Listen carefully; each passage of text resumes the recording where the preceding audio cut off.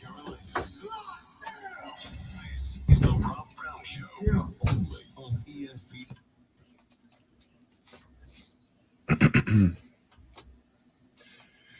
All right, let's get it, ladies and gentlemen. The Rob Brown Show's on your radio. This is ESPN Upstate. Hello, Upstate South Carolina. Great to be with you one more time. Again, I am Rob Brown. How do you do? Welcome in. Good to have you. It is ESPN Upstate, 97.7 FM Greenville, 97.1 FM Spartanburg, and all around the world on the Odyssey app, AUDACY. Download that, put it on all your digital devices, and you can listen to the show anywhere, anytime you have an internet connection and a set of headphones. Why? Because we like to make your life both better and easier. It's what we're here for. I am, of course, Rob Brown. Directly across from me, the content cash cow, the pinnacle of professionalism, the alpha and the omega of ESPN Upstate. He is Colonel Grudge. He is hashtag Dad Kicks. Lonzo in charge of the broadcast. What up, Zoe? Should I let that go? Yeah. Should I let that go? I heard him just trying to power on through it. That's a valiant Power on through it. valiant effort. You know what? I'm gonna let it go. Thanks. How are you today? I'm going to let it go, except for the 45 seconds I'm going to talk about it. I get it. It's cool. It's cool. I'm good, man. I'm good. It's a day, pal. It's a day. It's a busy day. Sports has been busy in the last 24 hours or so. It is going to be a wild day today. I have no doubt about it. Obviously, if you did not see the big story that broke yesterday evening during Monday Night Football, you know that, like it or not, what do we always say on the show? Sports and life. We use sports to escape real life. We use sports to get away from real life. We try to keep this show fun and lighthearted and energetic, etc., etc. But today we have one of those days where sports and life interact with each other, and it's too big of a story. We can even sometimes take the stories where sports and life intersect and push them to the back burner. Today, I suspect, not going to be one of those days, so we're going to talk about that coming up here in just a few minutes with the Jon Gruden story breaking yesterday. That's coming up just around the corner from now. We've obviously got some NBA stories that are coming out. One of the biggest, best players in the league has found himself in a very interesting spot as Kyrie Irving will not be allowed to practice or play with the team until the controversy, condition, situation, whatever you want to call it, regarding his vaccination status is taken care of. We're going to bring that up later on in the show because this is probably the first instance that I can think of where that situation has created this big of a rift between a player and the team. There are some other situations that we'll address where there have been debate, shall we say, conflict between players and fans, players and other players, etc. But this is the first time that I think a team has really taken this tough of a stance against the player. So we're going to talk about that coming up in a few minutes. NASCAR, we're getting into NASCAR a little bit today. I told you guys I went to the race at the Charlotte Roval on Sunday afternoon. I want to talk. I didn't get a chance to really dive into the experience. I want to get to that as well as break down our playoff 8 and much more. All of that coming up on the show, but I want to make sure we have plenty of time for the lunch breakdown because we got some sound involved today. So let's get to it. Let's do lunch. This is a very nutritious lunch. All the food groups are represented. You guys are here. What in the wide, wide world of sports is going on here? We'll go to 1B first.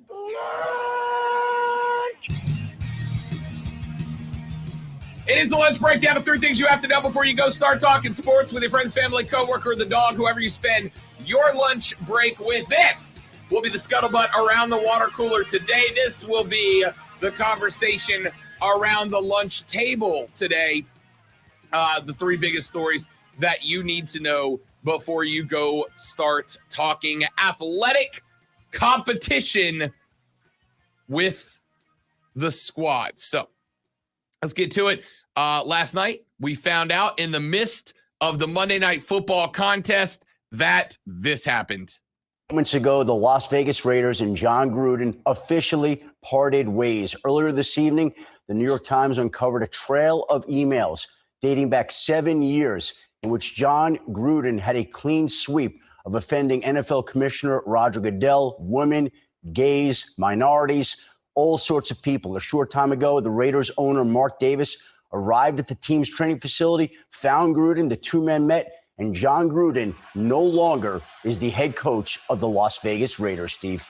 It started on Friday when Jon Gruden's email about DeMaurice Smith, the executive director of the NFLPA, came out, and he used a racist trope to describe DeMaurice Smith. Now, today, the NFL said it was closely monitoring the situation, and there were more emails that were sent to Las Vegas Raiders owner Mark Davis. Those emails were full of racism, homophobic slurs, sexism. He offended NFL owners, the commissioner, and the league was on standby waiting to see what Mark Davis would do. Well, about 2-3 hours ago, Mark Davis arrived at the Raiders facility, asked to meet with Jon Gruden, and Jon Gruden is out in a development that I think everybody could see coming today from the moment the New York Times reported on those additional emails later on today in which Jon Gruden insulted a whole host of people, Booger.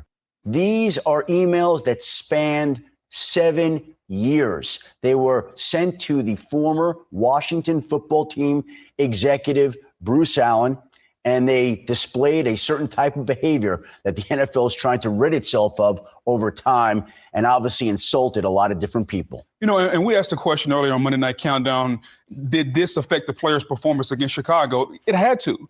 And so as the players hear this, because most of the times you have Tuesday off. So we're sitting in our homes right now, Monday night, gathering all this news, and we're trying to process it.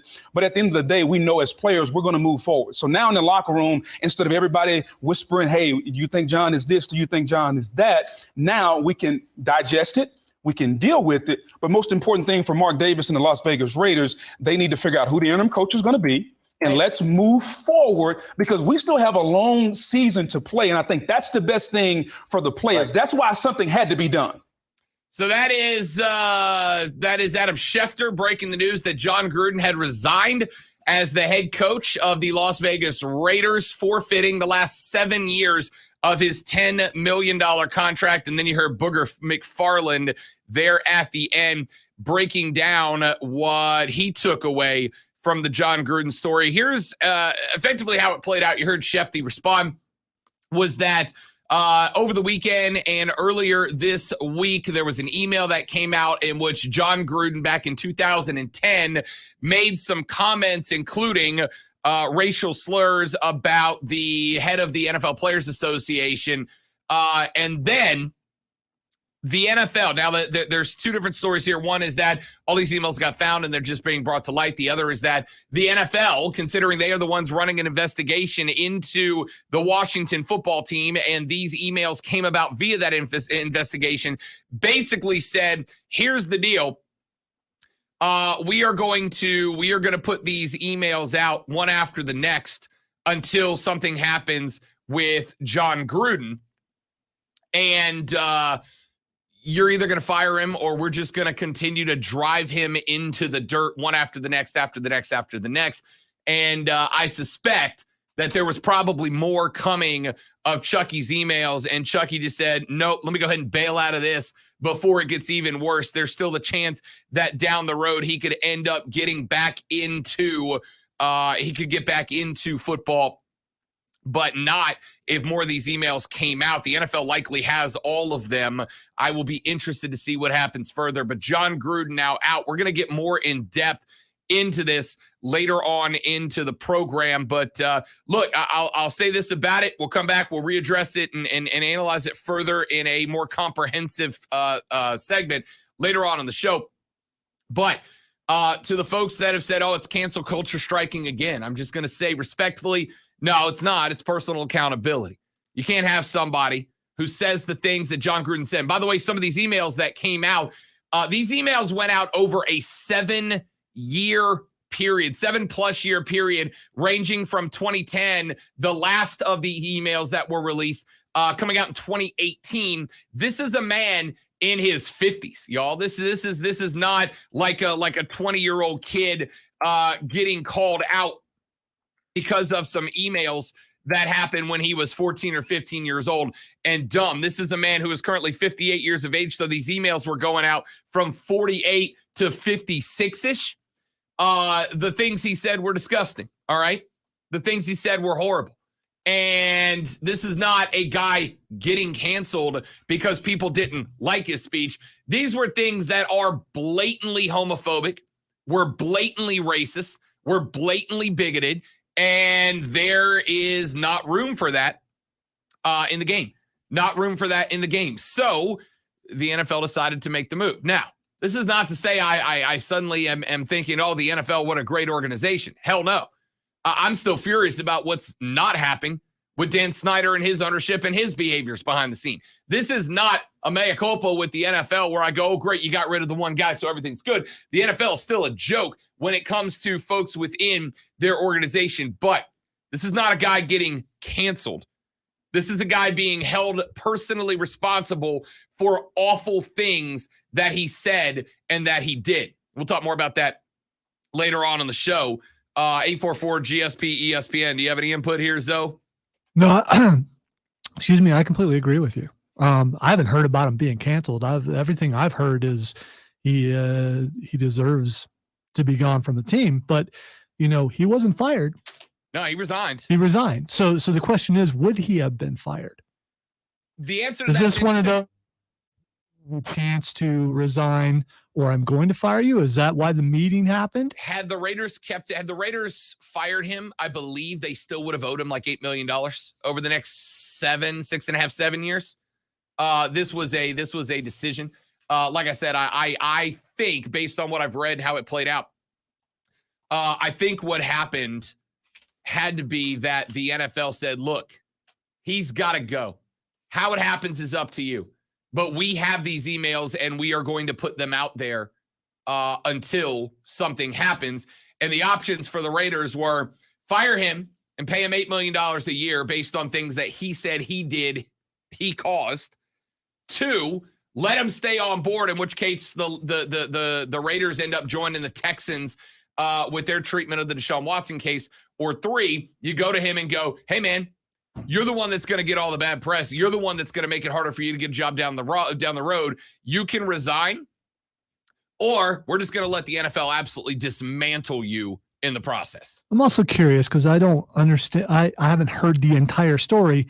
How did they get these emails? These emails were obtained through the investigation into the Washington. No, football. I know. What? Was there a Freedom of Information Act? How did they get them? Did the inside decide, okay, let's destroy this guy? Which I'm not saying they shouldn't have done that, but how do you make that decision? And were there emails from other people that are just as harmful that they decided not to let? Oh, we're gonna hear in a little while. But Booger McFarland said there are a lot more people like John Gruden in the NFL. There's a lot more like him, and now that this has happened, you can expect that dam's about to break, and a lot of folks are going to get called out. Aren't you curious how they obtained these emails? Here's my understanding of it. So the emails would have been the professional emails would have been kept on record by the Washington football team. And honestly, Zoe, I've had professional email inboxes for 20 years. You could probably go back through my emails 20 years. Now you're going to be sorely disappointed by the lack of racism, sexism, and bigotry in my emails. And probably more offended by the number of smiley face emoticons that I've sent in professional emails. But they're not crazy difficult to find. Not crazy difficult to find. So we'll come back to that here in just a little while. I want to get to some of the other, the other 2 items on the lunch breakdown. And we're going to break down Chucky more in depth coming up in the next segment. Item number 2 on the lunch breakdown yesterday, big day in Major League Baseball. The first team onto the championship series yesterday as the Boston Red Sox walk off the 100-win Tampa Bay Rays. The Rays season, despite being a fantastic 100-win team, has now come to its conclusion. The Red Sox yesterday ended up with a walk-off. Eduardo Rodriguez went to the hill. 5 hits, 5 innings, 3 hits, 2 runs, both earned, 6 strikeouts on the day. And then the Red Sox used 4 more pitchers throughout the night, gave up just 7 hits on the day. The Tampa Bay Rays sent out Colin McHugh as their starter, just 2 innings, but not unexpected. They did say before the game that they expected this guy to be probably a 2, maybe 3 inning guy. He's more of a middle closer, middle reliever kind of guy. They moved into the starting role to try to switch it up just a little bit. It ultimately would not hurt or would not help, as the Red Sox, what is wrong with me right now, would end up tallying 12 hits through the game, 6 runs scored, including a walk-off from Kike Hernandez, who has been a stud of a player. What's got 9 hits through the last 4 games? Kike Hernandez is a baller. Comes up last night, bottom of the ninth, had runners on the bags in scoring position, and Hernandez ends up knocking a sac fly out to center field. Runner scores.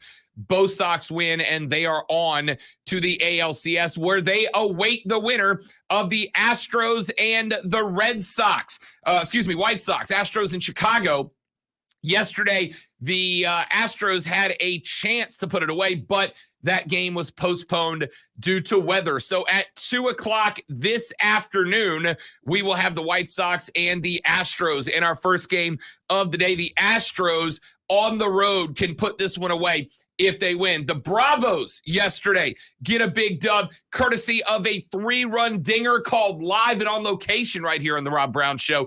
Jock Peterson, the blonde mohawk, pearl necklace wearing monster, goes out to the chop house in right field, and that was all that they needed as the Bravos knock off the Brew Crew 3-0. They will play this afternoon just after 5 p.m. If the Braves can win one more at the house in the ATL, they will be on to the NLCS. The Giants walk off the Dodgers yesterday. A 1-run shot was all that they needed, were the Giants yesterday. Evan Longoria gets the 1 run with the RBI, and the Giants able to take home the Dodgers. San Francisco leads that series 2-1. They will be in LA today. That game is going to take place just after, that's the 5 o'clock game. And then, of course, we have one more NL series to go, and we're on to the championship series, guys. Baseball season is spectacular. So Brewers, Braves at 5:15, Astro, White Sox at 2:07, and 9 o'clock tonight, Giants and Dodgers in a left coast game. We could possibly have both league championship series set by the end of the night, as the Braves, the Astros, and the Giants are all up 2-1. Giants and Dodgers can be heard right here, ESPN Upstate tonight, starting at 8:30. Love to hear it. Love to hear it. And finally, on the lunch breakdown, we'll sprint through this one because I want to come back later on to it. Kyle Larson got the win at the NASCAR Roval on Sunday, his 7th win of the 2021 season, the first driver to sweep the season series at Charlotte Motor Speedway since Casey Kane did it back in 2006. So now Kyle Larson enters the round of 8 as the number 1 seed, and our round of 8 is officially set. The 8 advancing from the original field of 16. Hamlin, as Denny Hamlin, as well as former champs Kyle Busch and Martin Truex Jr. from Joe Gibbs, Kyle Larson and champion Chase Elliott from Hendrick Motorsports, Ryan Blaney and former champions Joey Logano and Brad Keselowski are in for Penske as well. Hamlin was already assured of getting in courtesy of his Vegas win 3 weeks ago. With his victory on Sunday, Larson was also automatically moved on. The other 6 championship contenders advanced via points. Logano was 25 above the cutoff line, Blaney 20, Elliott 15, Keselowski 3, and Truex Jr., who was squarely on the cut line. We'll talk more NASCAR later on in the show, but let's take a break. When we come back, we've got a handful of texts about this John Gruden story. We've got some more reaction, including the sound from the Monday Night Football crew as that news broke on Monday Night Football last night. All that and more coming up next. I'm Rob. He's the great one, Lonzo, and this is ESPN Upstate. Bad world.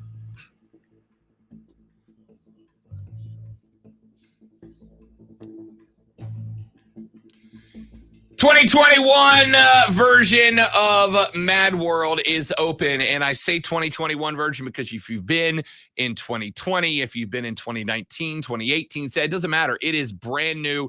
It is all new. They have more scenes, more actors, more props, more technical setups, and more fright than ever before. It is different. It is new, and I promise you, it is going to be an incredible, frightening Halloween experience for you. It is consistently voted the #1 haunted attraction in South Carolina, consistently voted one of the best haunted attractions in the entire United States. People come from states away to experience Mad World, and it's right here in our own backyard. Don't wait in line on Halloween night. Don't wait until the last minute and show up and realize that you've got to stand around for a while because of how popular it is. Go to madworldattractions.com. Madworldattractions.com. You can get a complete synopsis of the entire experience and buy your tickets so that you can reserve a time and not have to wait in line. Go to madworldattractions.com. It's the 2021 version of Mad World.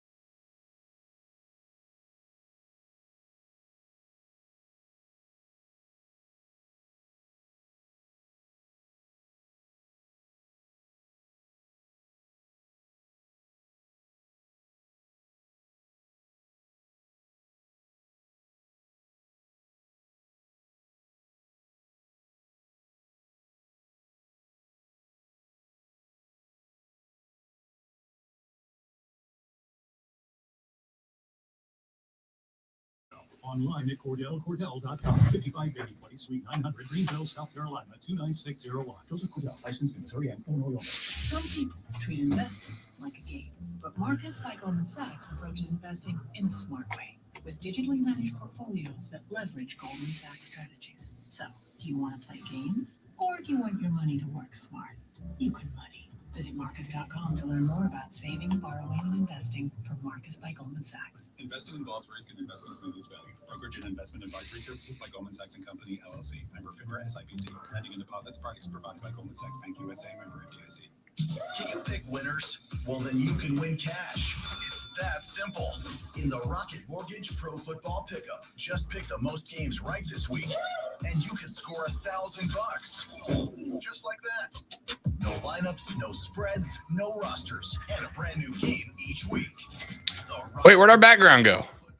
I may have clicked on the wrong button. My bad. Got it. You're all good. I broke it. I'm sorry. I'm coming for more sound here. FYI. All right, the Rob Brown Show back on the radio. It's ESPN Upstate. Let's go to clip number 1, if you don't mind, Lonzo. This is the reaction of the Monday Night Football crew last night. Adam Schefter broke the news during Monday Night Football that John Gruden was resigning as the head coach of the Las Vegas Raiders. That news broke during the game last night on Monday Night Football. Here is how Levy and the gang in the box reacted. How about that Gruden news? Yeah, it's awful. It's awful to hear that, and that clearly was more than just the one email exchange about DeMaurice Smith. And with all those things coming out, I don't see any way that Mark Davis couldn't have that conversation with John Gruden. You cannot come back from that, not in this day and age, nor should he. As someone who played for him, it's highly, highly disappointing, to say the least. I'll just leave it at that. Yeah. That all of this is coming out about a guy who I'm just shocked. So that's that was the live reaction of the Monday Night Football crew. I don't know. Like I said, I saw, I would say it was probably a 75-25% split last night from people on social media. And as I tell people all the time, Twitter is not real life. Okay. The views and opinions held by certain amounts, certain percentage of the people on your Twitter timeline or even your Facebook timeline are not representative of real life, right? Because social media allows you to create your bubble, right? If somebody goes on rants that you're like, this person, I just don't like them, they're gone. So you effectively are capable of creating your own little bubble to where you feel like, oh, everybody in America agrees with me. And I caution people against that. But because of the business and because of the number of people I follow, because of sports, I feel like I've got a not perfect, but decently well-rounded group of folks that I follow on Twitter. And it seemed about 75-25% from people that the majority believe that this was the correct course of action. And about 25% of the people say, it's cancel culture. It's somebody else being taken down because of the whatever, the mainstream media or the snowflakes or whatever. In fact, we got a bunch of texts on this that we're going to run through here in just a second. But look, I saw somebody this morning tweet, it's just another way to divide us. I got to tell you, if you stand on the side of the fence where blatantly racist comments over 7 years are allowable, yeah, there's a lot of people that are going to be proud to be divided from you, right? If you stand on the side of the fence where sheer bigotry is not just tolerated, but celebrated, yeah, a lot of people are going to stand on the other side of the fence of you, and they're going to be happy about it, okay? The things that John Gruden put in these emails, these weren't like, hey, it's just locker room talk, right? It's just locker room talk. Nah, they're pretty hateful. He called Roger Goodell a homosexual slur that starts with the F word. All right? That starts with an F, excuse me. Called a blanking, just called him, all right, you know what I'm calling, you know what I'm saying. All right, this is not excusing his behavior, but knowing his age, that's how people talked back when he was a teenager, for sure. Because I was a teenager right around the time when he was a teenager. But you grow older, you mature, you realize there are things that you should not be saying. And then there's also this thing that you got to be smart about, realizing that everything that you post on social media, everything that you put on an email, everything like that is accessible to somebody at some time. We had a texter a minute ago that said he said, Rob, I'm an IT professional, and Rob is correct. It is relatively easy to pull emails, even from a terminated employee, and deleted emails as long as the backups are good. It becomes another conversation as it relates to ethics, legal, and why the emails from Gruden got there. But he says, it's easy to pull emails.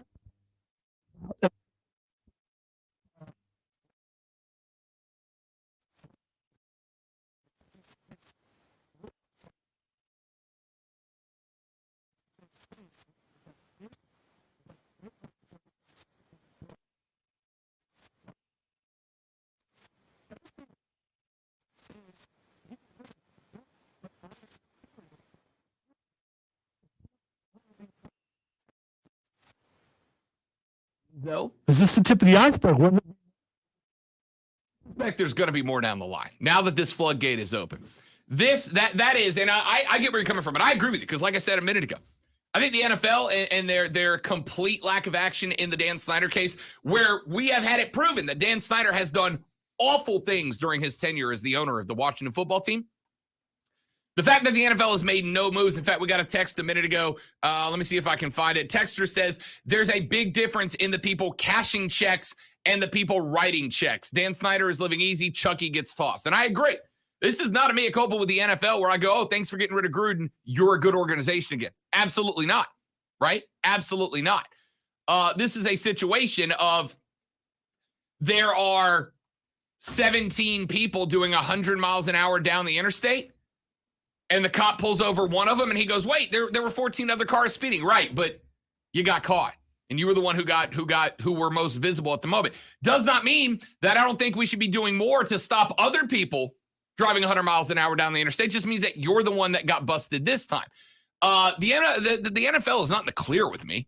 There's still a lot that is going on wrong in the NFL. Again, the Dan Snyder situation is just the biggest and easiest to point at and go, wait, why Chucky, but not Dan Snyder? But it's because the owners run the league. Dan Snyder has infinitely more power than John Gruden did. Are there other coaches and players, administrators, trainers that act and speak? Yeah, probably.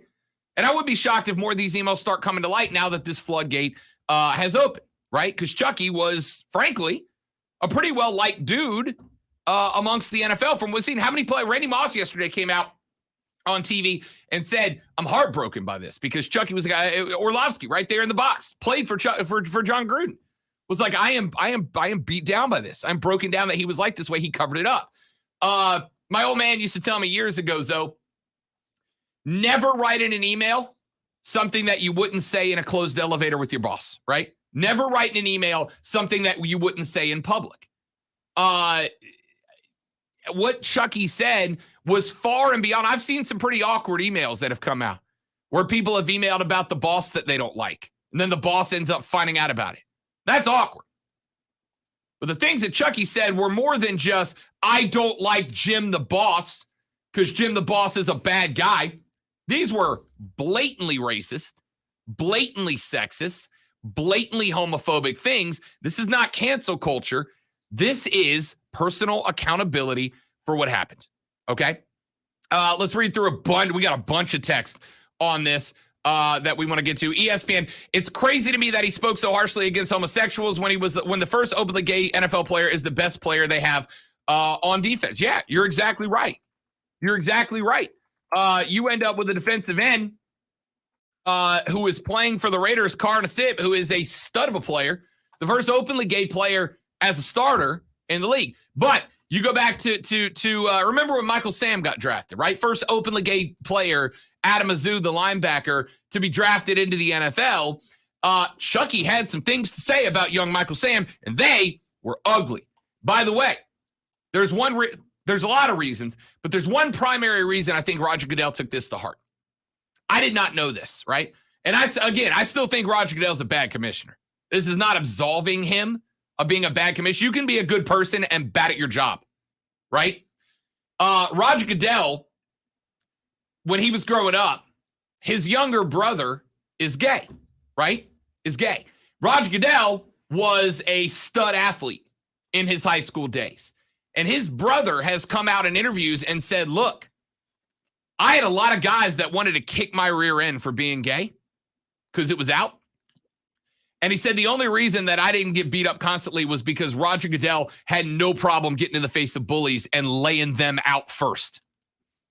Roger Goodell takes that very personally, which I think is another part of the reason that he went out there. ESPN.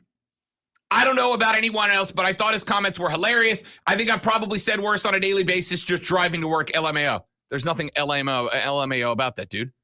That's not okay, right? That's not cool. If you were a 15-year-old kid, I'd go, hey, you're a dumb 15-year-old kid. Yeah? I'm sure that I said some things as a dumb 15-year-old kid that if I said as a 36-year-old man, I would rightfully be terminated from my job for. Rightfully. It's why when college football players, when people go find the tweets sent out when they were a 14-year-old high school sophomore, I go, I'm not taking the kid's future away from him. He was dumb in 14. I hope he learned better. It's not funny. What John Gruden said isn't funny. It's gross. It's reprehensible. And again, there's a lot that I can disagree with people on and still be friends. I have friends across the political spectrum. I have friends across the spectrum of religion. I have friends of all backgrounds, creeds, and walks of life. But this type of bigotry is not, just boys being boys. No, it's wrong. It's wrong. ESPN, do you think John Gruden could be a candidate for the USC coaching job? John Gruden is not a candidate for any job for about 5 years. I think he can pop back up in about 5 years. I think he can do his apology tour, pay his penance, et cetera, et cetera. I think right now, especially if you're as USC, where you've got the turmoil you've got going on, firing your coach 3 weeks into the season, you're not touching John Gruden, and nobody else should right now either. I don't think it'd be 5 years. I think it'd be like 2.5. Could be, but it's some time. It's not like he's coaching next year. If he decides to do the cleanup tour, where he's apologizing, doing PSAs, all that type of stuff for everything that he said, and cleans up his image to a certain degree, and then other major scandals come out elsewhere and people forget, and then he may be back. Yeah. Again, but it's kind of like the Mike Vick thing, right? Pay your due, pay your penance. This case, it's not a conviction, it's a social penance. But like it or not, we live in a country with social consequences. As I've had to explain to a lot of people over the years, the First Amendment does not give you the right to just say whatever you want. The only thing the First Amendment does is protect you from government persecution based on what you say. And even that has its limits, right? It's the old yelling fire in a movie theater thing. Even that has its limits. But the government can't come down on John Gruden for racist, sexist, homophobic comments, but society can. Texas says ESPN, there's a difference in cancel culture and holding someone accountable. Poor behavior currently equals holding him accountable. Bad behavior 10 years ago equals cancel culture. Yeah, the emails went up through 2018. Even if it was just the 2010 email 11 years ago, I might go, as a lot of players vouching for John Gruden. So a possibility that his employer at the time knew that he was doing this and could be held accountable also? Somebody got these emails, right? And that's what I'm curious. You know what the one thing we haven't mentioned is? Who was getting these emails that did not report them? Because I'll tell you right now. And the other thing doing right. this. He was working for ESPN. For ESPN. And they haven't responded either yet outside of letting Levy and the gang say stuff on Monday Night Football. I'll tell you right now, if I got an email like that from, and he absolutely would not, but if I've got an email like that from Lonzo, I'd be straight to HR. I'm not putting up with it.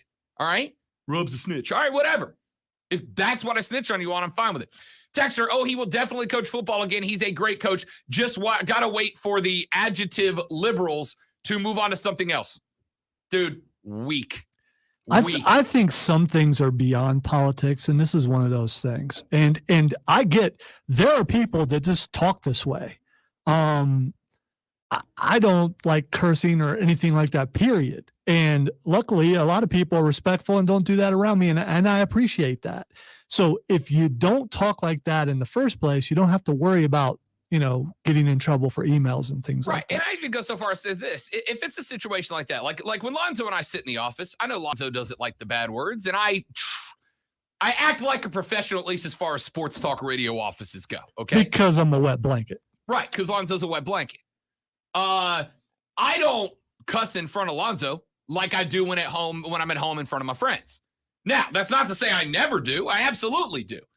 And I think there's that, sometimes it just slips out because that's how I talk when I'm not at the radio station. See, because I think some people consider this just locker room talk. Yeah, absolutely. And to a certain degree, I get that thought process, but when it becomes something totally different. Not that you should say it in the first place, but locker room talk.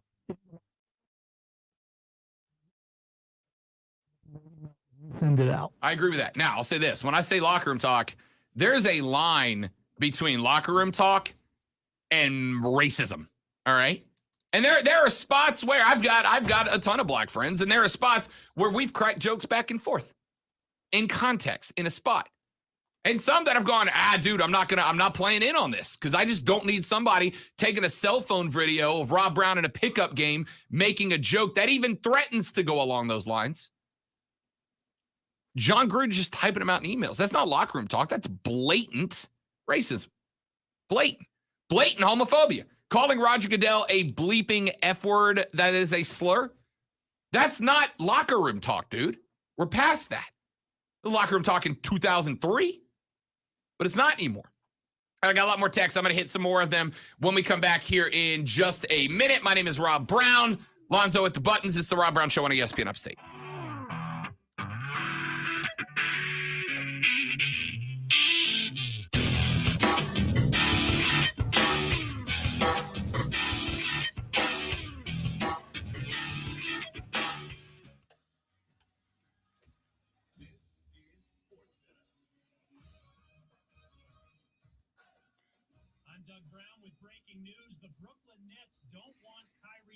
To play or even practice with the team until he can be a full participant. Irving is likely unvaccinated, and while GM Sean Marks says the team respects Irving's individual choice, the team doesn't want players participating on a part-time basis. A Game 4 triple-header in the baseball playoffs today. All 3 games on ESPN Radio, starting at 1:30 Eastern. The White Sox hosting the Astros, beating 2-1. Then the Braves host the Brewers. Up 2-1, and the Dodgers host the Giants with Sanford. Turns to ESPN tonight with a season-opening doubleheader. First at 7:30 Eastern, the Lightning raise their Stanley Cup banner before facing off against the Penguins. With Market Studios, ESPN Upstate. ESPN Upstate. And expect business knows small businesses are all. We offer the best value on fast internet and phone, but we wanted to do more. So, how does 1 month free sound? Get 200 megabit per second internet for $49.99 a month and business phone for $19.99 a month. And right now, you can get 1 month of internet and phone and even TV for free. Call 855-258-5887 and switch to Spectrum Business. Restrictions apply. Don't go through the fall months with that joint pain. Call QC Kinetics now. Regenerative solutions are here, bringing lasting relief from joint pain with no downtime, no surgery. No Will that baseball be on TV? Yes. I mean, we got an hour. But Yeah.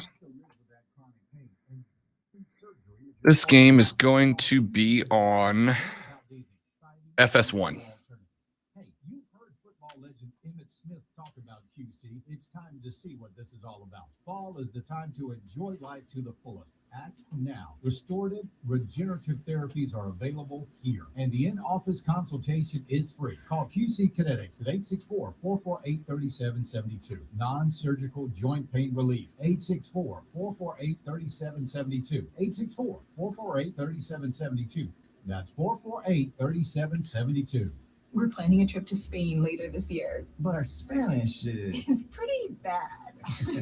When you learn a language, you want to actually use it. Babbel is designed with that goal in mind. Babbel's conversation-based method teaches you real-life words and phrases, and with Babbel's interactive, bite-sized... I had to change it real quick. I saw Colin Cowherd and I felt ill. No matter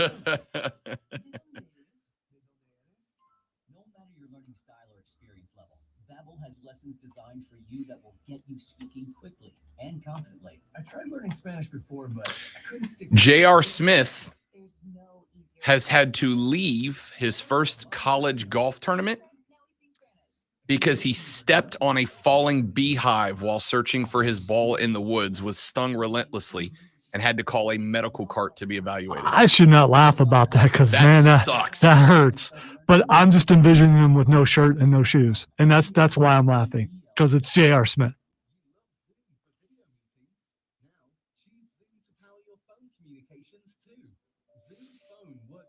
Wonder what kind of words JR said as he was being stung repeatedly.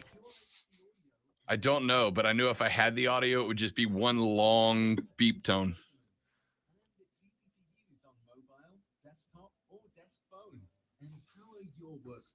Harley in the next break.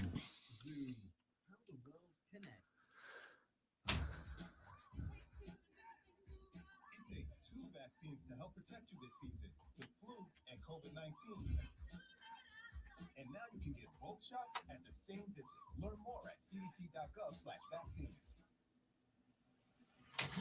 He's not messing around.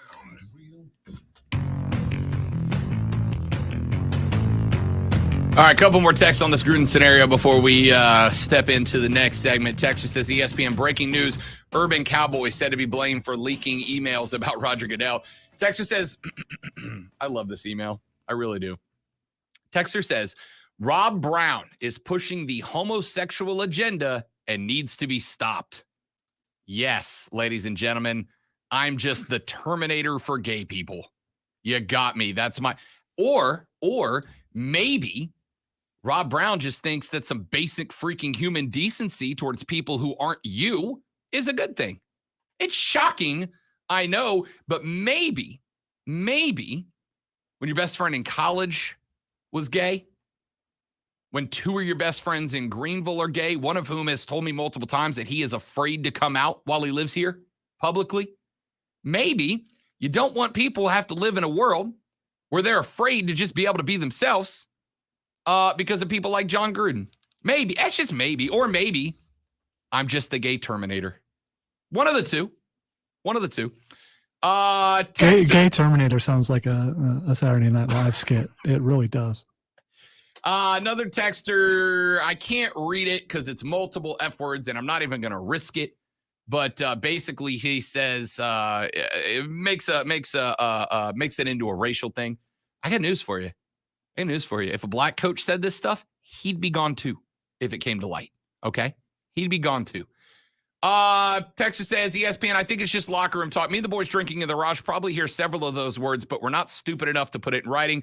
Joking and slander is different. Listen, I'm a huge fan of stand-up comedy, right? Huge fan of stand-up comedy. I have not watched Dave Chappelle's new special on Netflix, but I'm excited to do it. And there absolutely is a spot in a time. I love some dark humor. I love some morbid humor. I love some humor about people. But the difference is, there's a difference between punching and putting people down from a position of authority and having a laugh. There's a difference. This is clearly the first. Texas says, I don't think Gruden will ever coach again. Another Texas says 5 years. Give it like 1 year. Just got to wait for the social justice warriors to move on. The best move for him would be as quiet as possible. No, the best move for him would be to offer an actual sincere apology instead of one that ends with, there's a deep drive to left from Castellanos. Okay? There's a big difference. And again, if I am a social justice warrior for wanting people to just not be racist, sexist, homophobic, bigoted people, I'll put that on a t-shirt. That you say that like it's supposed to offend me. It does not. If that's what you want to label me for, not wanting people to have to hide who they are because of people like John Gruden and this type of speech being traditionally publicly accepted, I'll step to that step. I'm trying not to be funny during this during this conversation, which is really hard to do. But I got to say that if anyone has surgical tape, Rob Brown's going to need it because he's air quoted so many times he's going to need splints on his fingers. Out of the corner every few seconds. It's easy when people give me ridiculous things that I have to make sure that everybody knows this is not coming from me. Not that I condone this, but if you were, a party to some sort of drinking game and you're watching us on, social media, R.I.P. Every time Rob Brown air quotes, enjoy yourself. R.I.P. All right, 844-477-3776, 844-GSP. ESPN is the number. Text the Ingles Market text line at 71307. Texter says ESPN, Urban Meyer is the happiest MFer in the NFL right now. You ain't lying. Rob Brown must be terminated.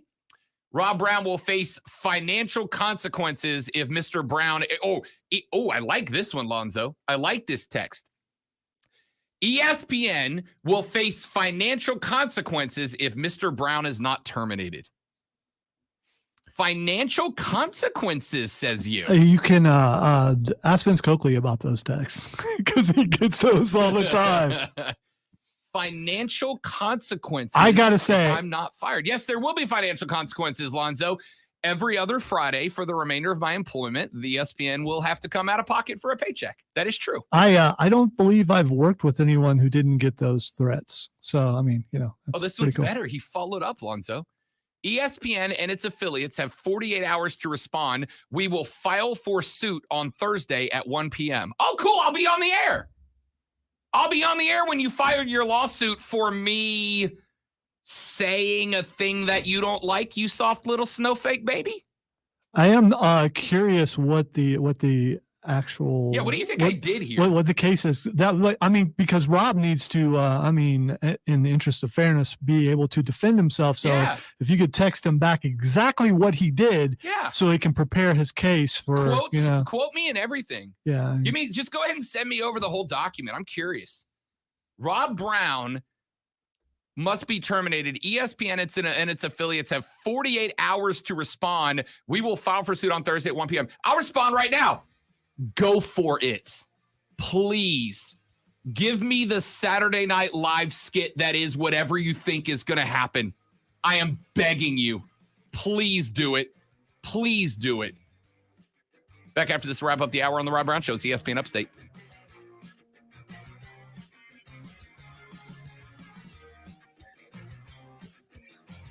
Harley Davidson of Greenville is here not just to get you writing, but to get you writing as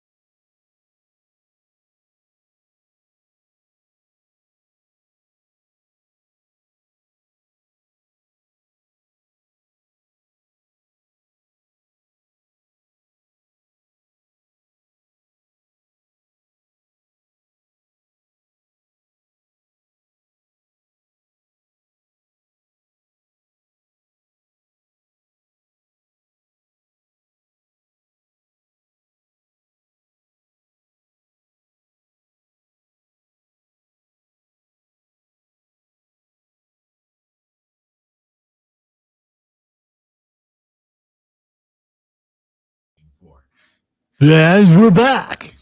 See why 4 out of 5 employers who post a job in ZipRecruiter get a quality candidate within the first day. ZipRecruiter, the smartest way to hire. Try ZipRecruiter for free. That's right, free at ZipRecruiter.com/radio. That's ZipRecruiter.com/radio. ZipRecruiter.com/radio. Football is back, with fans in the stands and a hunger for victory. And scratch-made guacamole and freshly bagged chips that deliver that perfect, ever so satisfying salty crunch that can only come from Ingles. Because Ingles is not only the purveyor of the freshest produce. Not only the craft beer headquarters, not only the home of the best beer in town, it's the official sponsor of Food and People. Is now open. Voted one of America's top haunts and #1 in South Carolina. Venture through the haunted house and trail full of elaborate sets, special effects, and top-notch actors. Play our creepy carnival games and escape rooms, or check out our brand new 18-hole Ghost Town mini golf. Grab your friends and get ready to scream. You have guests today? Joe G. Leo at 1:30. Okay. I'll try to be on time with the next hour, so it's where it's supposed to be.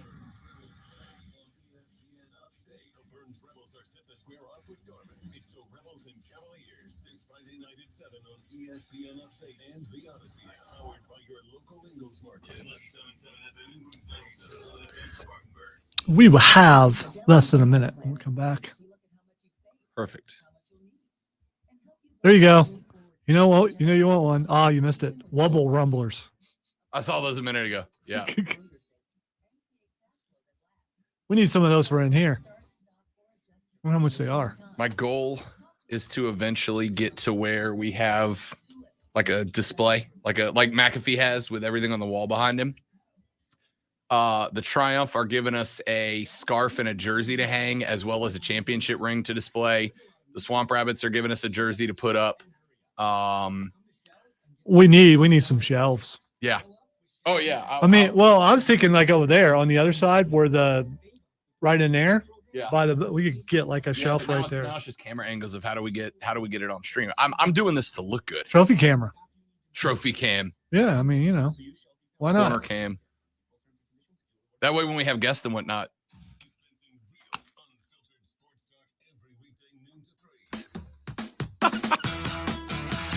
Another texter has responded. ESPN and affiliates have 24 hours to get Rob to admit that a hot dog comes with mustard, chili, and onion or face legal action. It's never going to happen. It's never going to happen. That's a chili dog, guys. I love you all. That's a chili dog. All right, coming up in the next hour of the show, U.S. soccer. To start it off, Joe Giglio from BetQL Live will join us to talk a little gambling, give you some lines for the weekend and more. I'm Rob Lonzo. This is ESPN Upstate.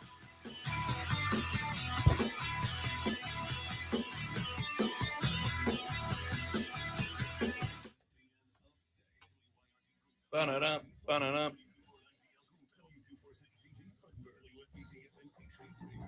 Odyssey station. All right, I'm now on the Wubble Rumblers official site. Ooh, they have Marvel Wubble Rumblers. Wubble Rumblers is hard to say. It's got Spider-Man, Hulk, Thor, Captain America, Iron Man. Ooh, look at the Big E. Ooh.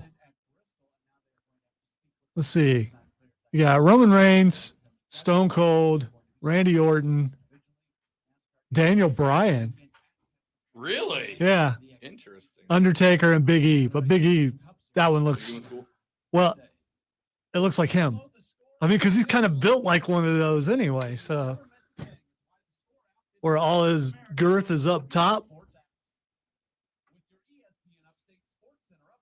Steve Austin doesn't look like him.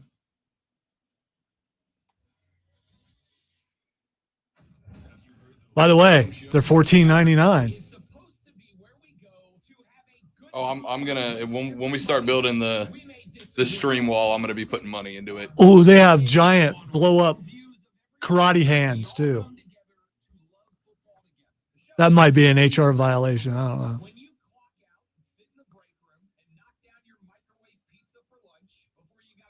And they have a giant Wubble. It's $39.99. It's 4 feet tall.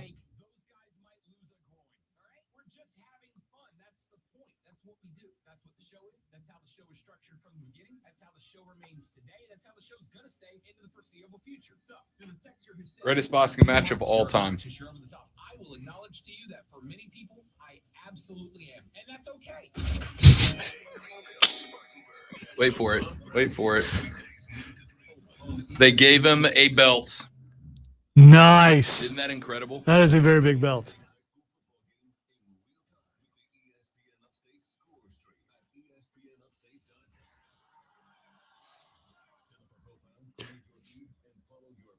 You know what? It would even be cooler, and this is like I think way too expensive. Is if we could get some ring ropes that go behind you and behind me, just so it would look like we're in a ring while we're doing the. Yeah. I bet engineering could do that. Yeah.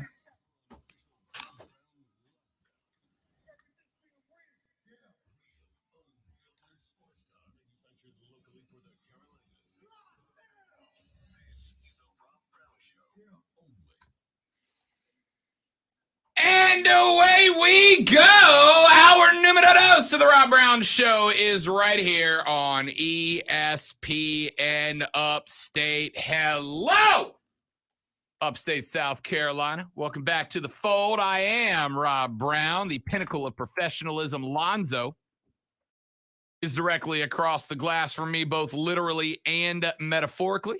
Contacting lawyers as we speak. As we speak, we must be defended. We must be defended from these threats of the gay Terminator, Rob Brown. Hey, that's me.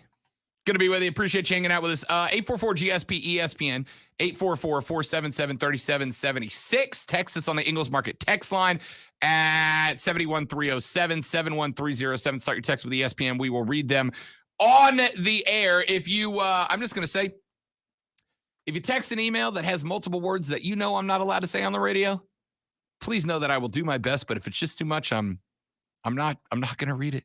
Other than that, I try to read pretty much everything else you guys send in. So 71307 on the Ingles Market text line. Big story, obviously, John Gruden resigning from the head coaching position of the Las Vegas Raiders yesterday after the 7 years worth of emails were made public. If you guys want to get back into that, you are certainly welcome to do so. Otherwise, we'll put that on the back burner for just a little bit. Golly, if you're not watching playoff baseball, what are you doing with your life right now? What are you doing with your life? Lonzo, even the great one yesterday, as we're watching Game 3, Braves, Brewers, the series knotted up. The show is coming to its conclusion. Jock Peterson, Mohawk Peterson, to the dish, 3-run blast out to right field over the chop house. Bravos win. They are now 1 game away from clinching a berth in the National League Divisional Series. And I don't mean to spoil it for anybody, but even Lonzo, I think, was getting into that game just a little bit yesterday.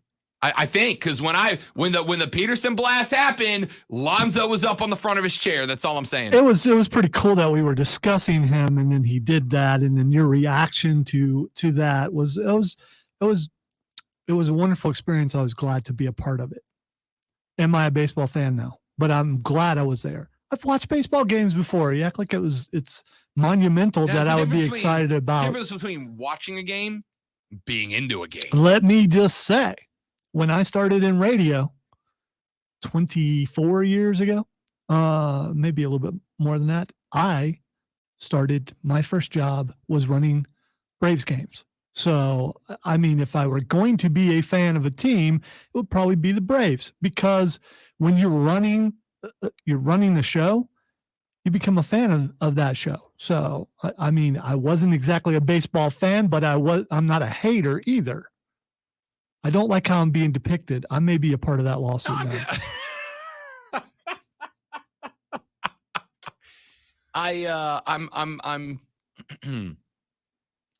I'm simply saying there you can when a dude can wear pearls and rock a blonde mohawk and get up there and win a game like that, that was pretty exciting. It absolutely was.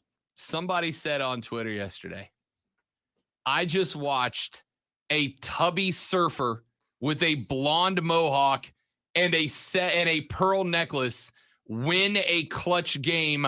I love baseball. Dude, between the Red Sox, back-to-back games with walk-offs in the bottom of the inning, okay? Back-to-back games with walk-offs in the bottom of the inning. They won one on the road down at the Juice Box, Then they walked off the Rays twice at Fenway Park in front of the Red Sox fans. When you got the Braves with Jock the Mohawk Peterson going yad. The Dodgers and the Giants ended last night. 1-0. 1-0. The end of that game, which you'd go, that's kind of a boring game. The wind whipping in from center field last night, out in LA, whipping in from center field. Last play of the game, though, dude absolutely smokes a ball out to center field, and the wind kills it. It's caught on the warning track. Any other night of the year, it's a walk-off. That night, out number 3. Playoff baseball is straight up incredible. Straight up incredible. That being said,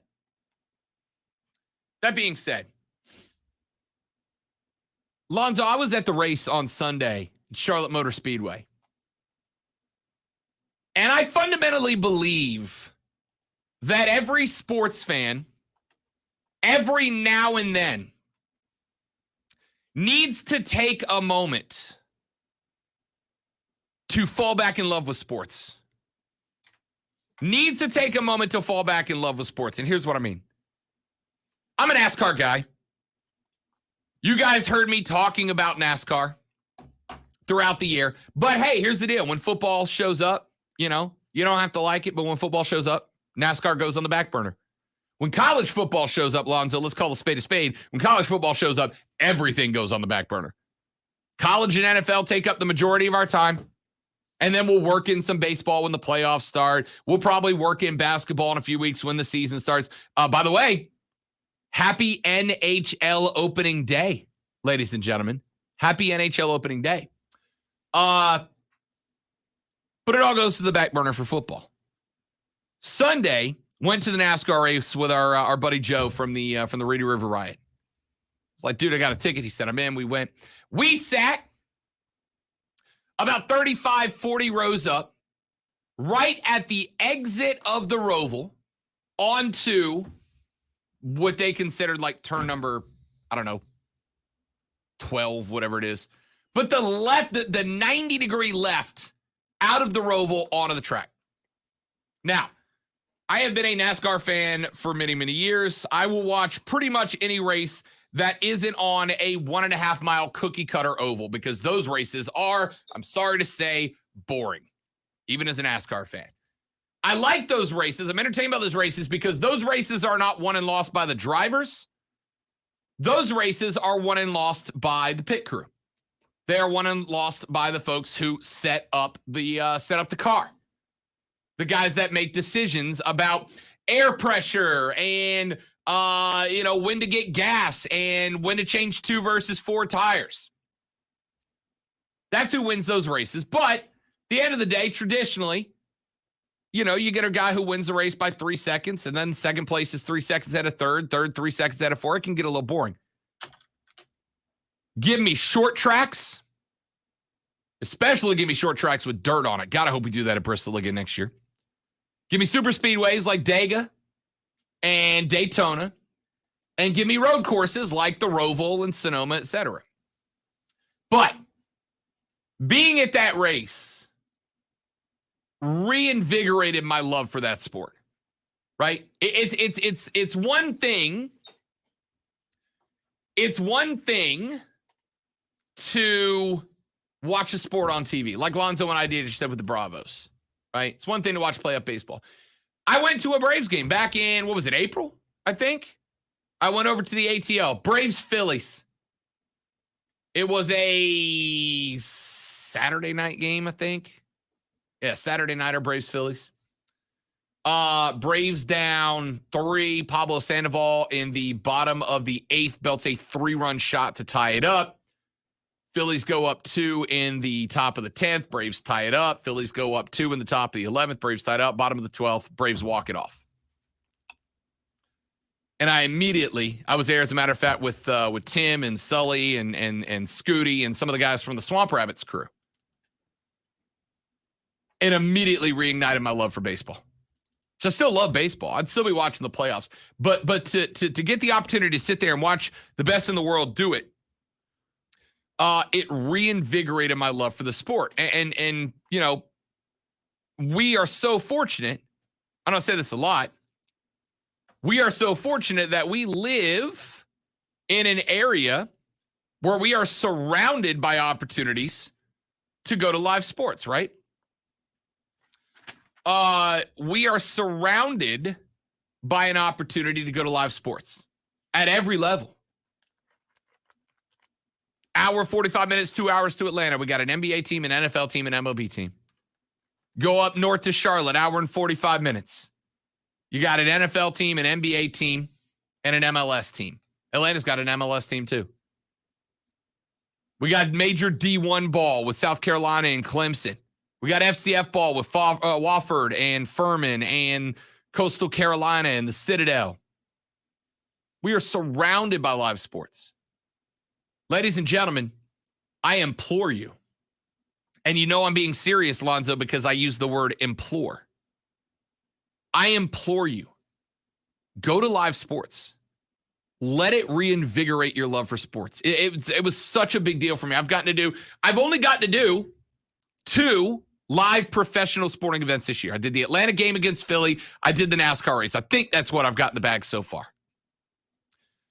Since last year, I've done like 1 NFL game, couple of college games at FBS and FCS levels.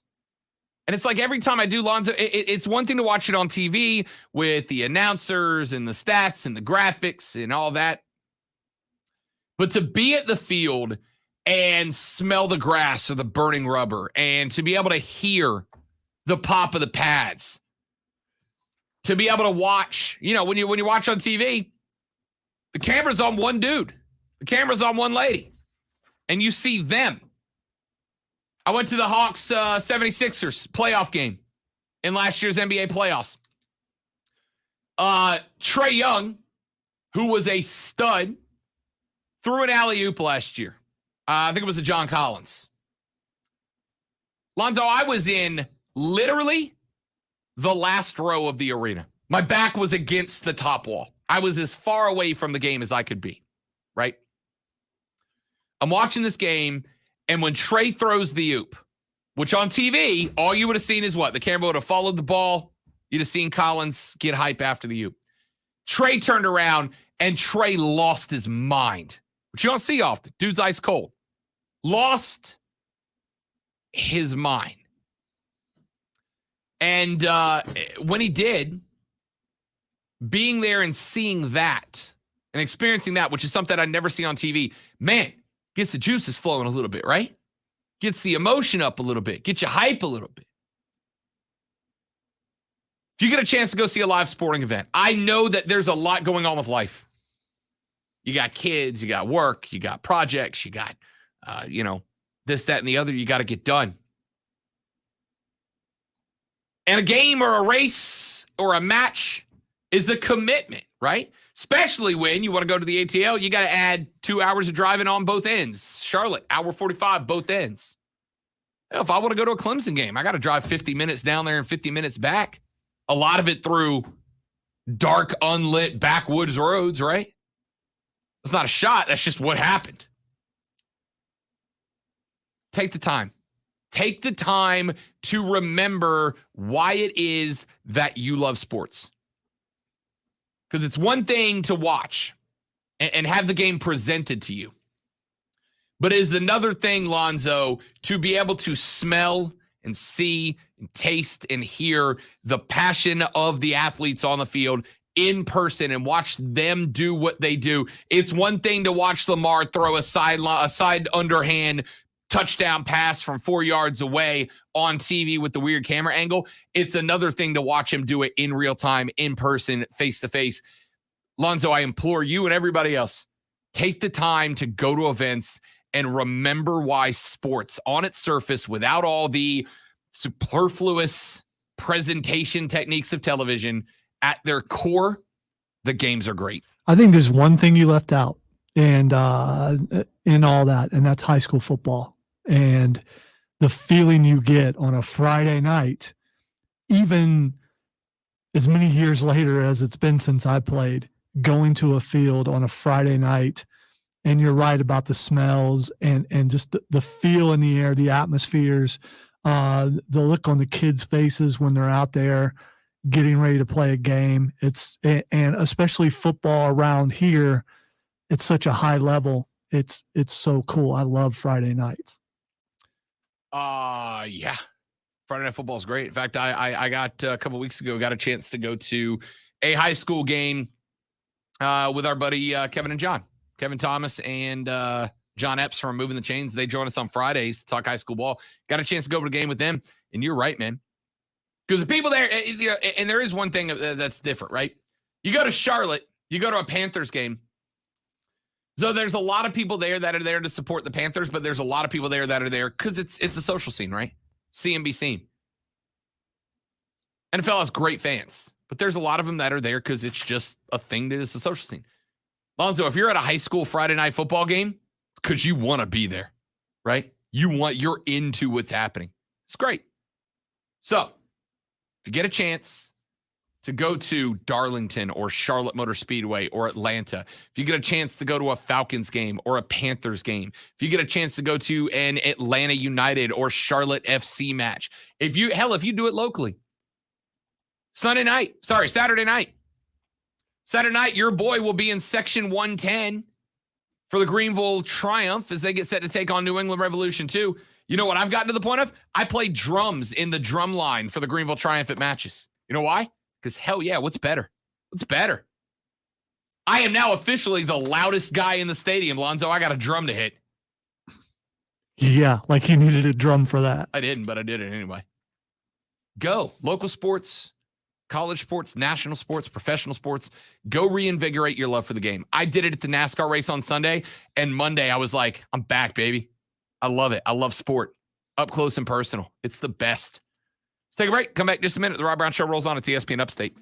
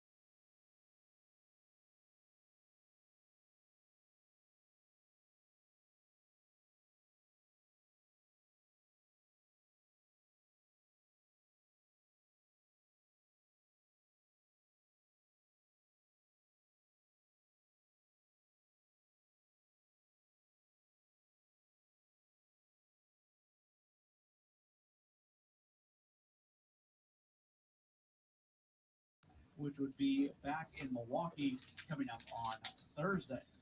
Download the Score app today. A track with a... Oh, we got a Spinal Tap reference in the chat. Well done. Well done, Adam. Well done. Keegan says a non-food topic getting the text line going. How unusual, right, Keegan? The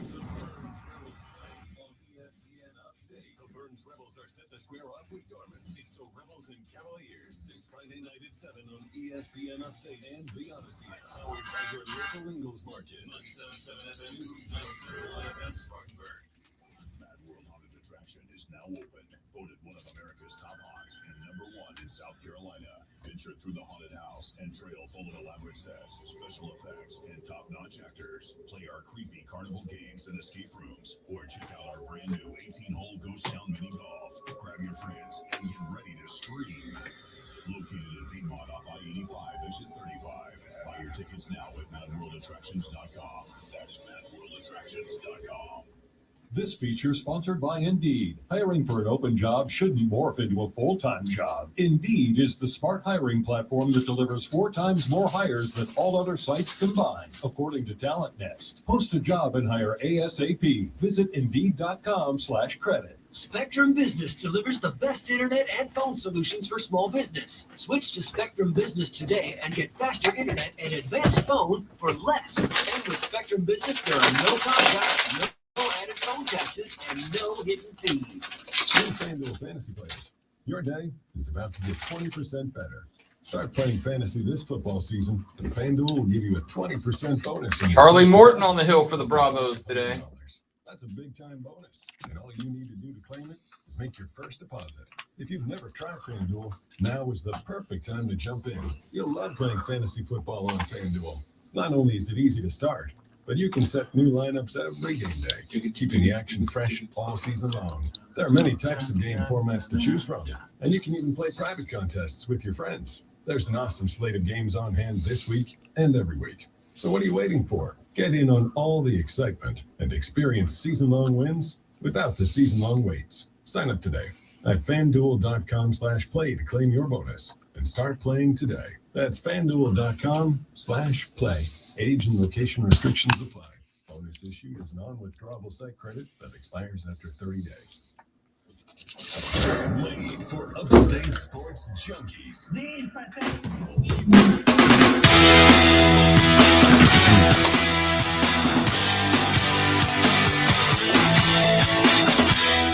I saw something yesterday. I got to tell you, I love when coaches go full cliche sometimes. Greg Berhalter is the head coach of the United States men's national soccer team, who are right now in window number 2 of World Cup qualifying. They got the win over Jamaica in the first of the 3 games in this window. They went on the road and they lost to Panama 1-0, the first loss in the last 13 games for the Americans. And I've got some complaints about Greg Berhalter, and I'm a stay complaining about Greg Berhalter till he fixes the problem. But yesterday I saw the best Berhalterism that I've seen so far. One of the things that went wrong against Panama was that the lineup was changed dramatically from what it had been in the first game against Jamaica, where they looked much better, and in the opening window, where they took, 7 points, which was a good run. But the Americans, with a win over Panama and getting that 3, could have vaulted to the top of the CONCACAF World Cup qualifying table, which would have been huge with 1 game left to go back home tomorrow against Costa Rica in the States. Would have been huge, especially considering the U.S. has been much better at home than they have been on the road against, in qualifying, right? In qualifying. So the lineup was dramatically different, and it did not work. All right, it did not work. The Americans were never able to really hang on to possession. They looked skittish. They looked like they were jumping around a little bit. It was not good. It just wasn't good. Yesterday, in the wrap up, as the Americans get set to train to take on Costa Rica on Wednesday, Greg Berhalter said, Lonzo, I take the blame, or I take the responsibility for the lineup shift and it not working. Yeah, Yeah, you're the head coach. That's literally what you do. Like, I don't. Here's one thing that will always drive me crazy. In real life, but in sports as well, Zoe. Drives me absolutely insane when somebody does something wrong and then goes, you know what, guys? I'll accept the responsibility for this. Yeah, because it was your responsibility. Your responsibility. That's your thing. You are the manager. You're the head coach. You set the lineups. You will take responsibility when the lineup fails. Not that I'm defending it, but, a lot of people will yell, well, he never took responsibility. I know you're saying, yeah. So this guy, they're going to come at him either way, right? So you're actually yelling at him for saying, who would you like to replace him with? Me, at this point, I'll take the job. Do you understand what I'm saying? Yes. I mean, you're upset if he doesn't take responsibility. Now you're upset that he is taking responsibility. No. Here's the thing. There is a difference between taking responsibility and then trying to make yourself a martyr for your mistakes, right? Like, it's one thing to take, if for instance, and I know that this is I'm not even going to use that example because it's so dramatically different, but like, if I don't know. Okay, here you go. A couple of months ago, I missed an interview. One of our weekly things that we have slated. I just missed it. I blew right past it. I got caught up in my own head. It's 100% on me. In fact, I don't think it was a regular. I think it was like a specially slotted interview. It's on me. I blew right past it. But you're not going to do that today. No, not at all. We got Joe Giglio from BetQL coming up in the next segment.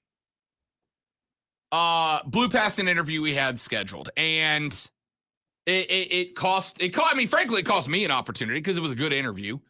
And then I tried to reschedule it, and they're like, "Sorry, dude, we had one window. Maybe on the next round," and it sucked, right? And nobody got in trouble. It wasn't anything that cost us anything other than it cost me an interview that would have been a good one. There's a difference in me going, I screwed up. It's my bad. I'm going to try to fix the problem. If I can't fix the problem, then whatever the consequences are, I accept them. Versus, I take responsibility for that. And I hope you all feel bad for me. I hope that I am the victim in this. And that's the tone that I got from Greg Berhalter. And I'll admit I'm a little bit biased because I think his decisions were crap. I thought they were crap when I saw the lineup. In fact, we were driving back from Charlotte when the starting 11 came out. And Joe, who's another soccer guy, we looked at the lineup and he goes, that's a 1-point lineup. That's a lineup you send out to try to score your 1 point on the road instead of going out there and trying to win. And I'm tired of us being a team that goes to a place like Panama, which has a population smaller than New York City, and playing for a point. We should be uber aggressive, playing for 3 every damn game. We knew it was a bad lineup going in. We both said it. Joe and I both said, this is a bad lineup. It's a bad lineup. We've got to do better than this. And then he comes out and he's like, I'm really sorry. I accept responsibility for the lineup, guys. I'm going to do better. It's all about tone, right? What's the old saying, Lonzo? It's 15% what you say and 85% how you say it. You can change an entire sentence based on where you emphasize a word, right? The sentence, I didn't do that. Think about that. I didn't do that is different than I didn't do that versus I didn't do that versus I didn't do that. All 4 of those are different sentences, aren't they? Same 4 words.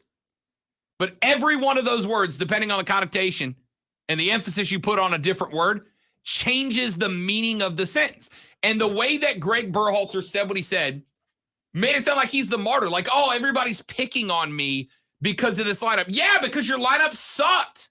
And you're expected to know your team better than that. He needs to study some Belichick press conferences. Don't put a point of emphasis on anything. Just straight line, we're going to move on to, Look, I've said I like coaches that don't go to coach speak, right? That's why I like Shane Beamer. I think things have stalled in Columbia right now in terms of development. But I like Shane Beamer because he's a dude who speaks. He speaks. But I'll be dadgum, man. You're going to give me that? Like, you're the victim here. I'll tell you, it's the same thing, right, with Shane. When your team is making the same mental mistakes in week 6 that you made in week 1, don't come out the next day and try to pin that responsibility on somebody else. That's on you, coach. Even if I like you, that's on you. Greg. I don't like Greg Berhalter as a coach anyway. He's not the guy I want in that position. But don't come out, even if I did like you, don't come out and try to put that responsibility on anybody else. That was your lineup. It was a bad lineup. Even those of us that are outside the program looked and said, this is a 1-point lineup. This is a lineup designed to play for a tie. You did that. Take a break. When we come back, Joe Giglio from BetQL. He is a BetQL insider, host of BetQL Daily. We'll talk some lines, some plays he really likes for the weekend coming up next, right here on The Rob Brown Show and ESPN Upstate.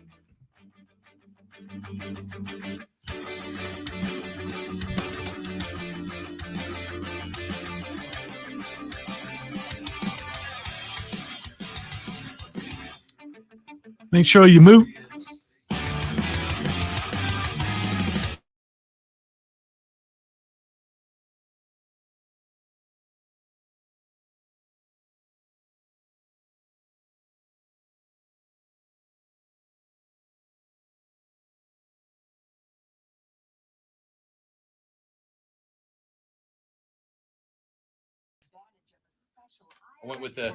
I went with the Andy Reid method of blocking you degenerates from getting Joe's phone number today.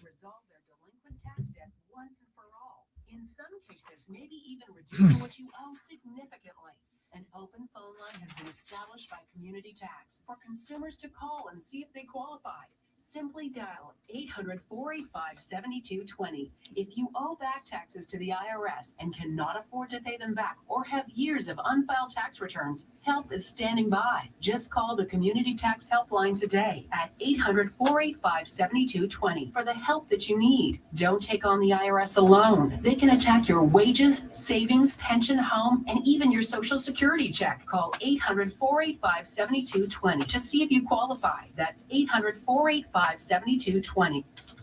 According to research, 82% of people will remember radio ads. So 82% of you listening will remember that this is an ad for ZipRecruiter.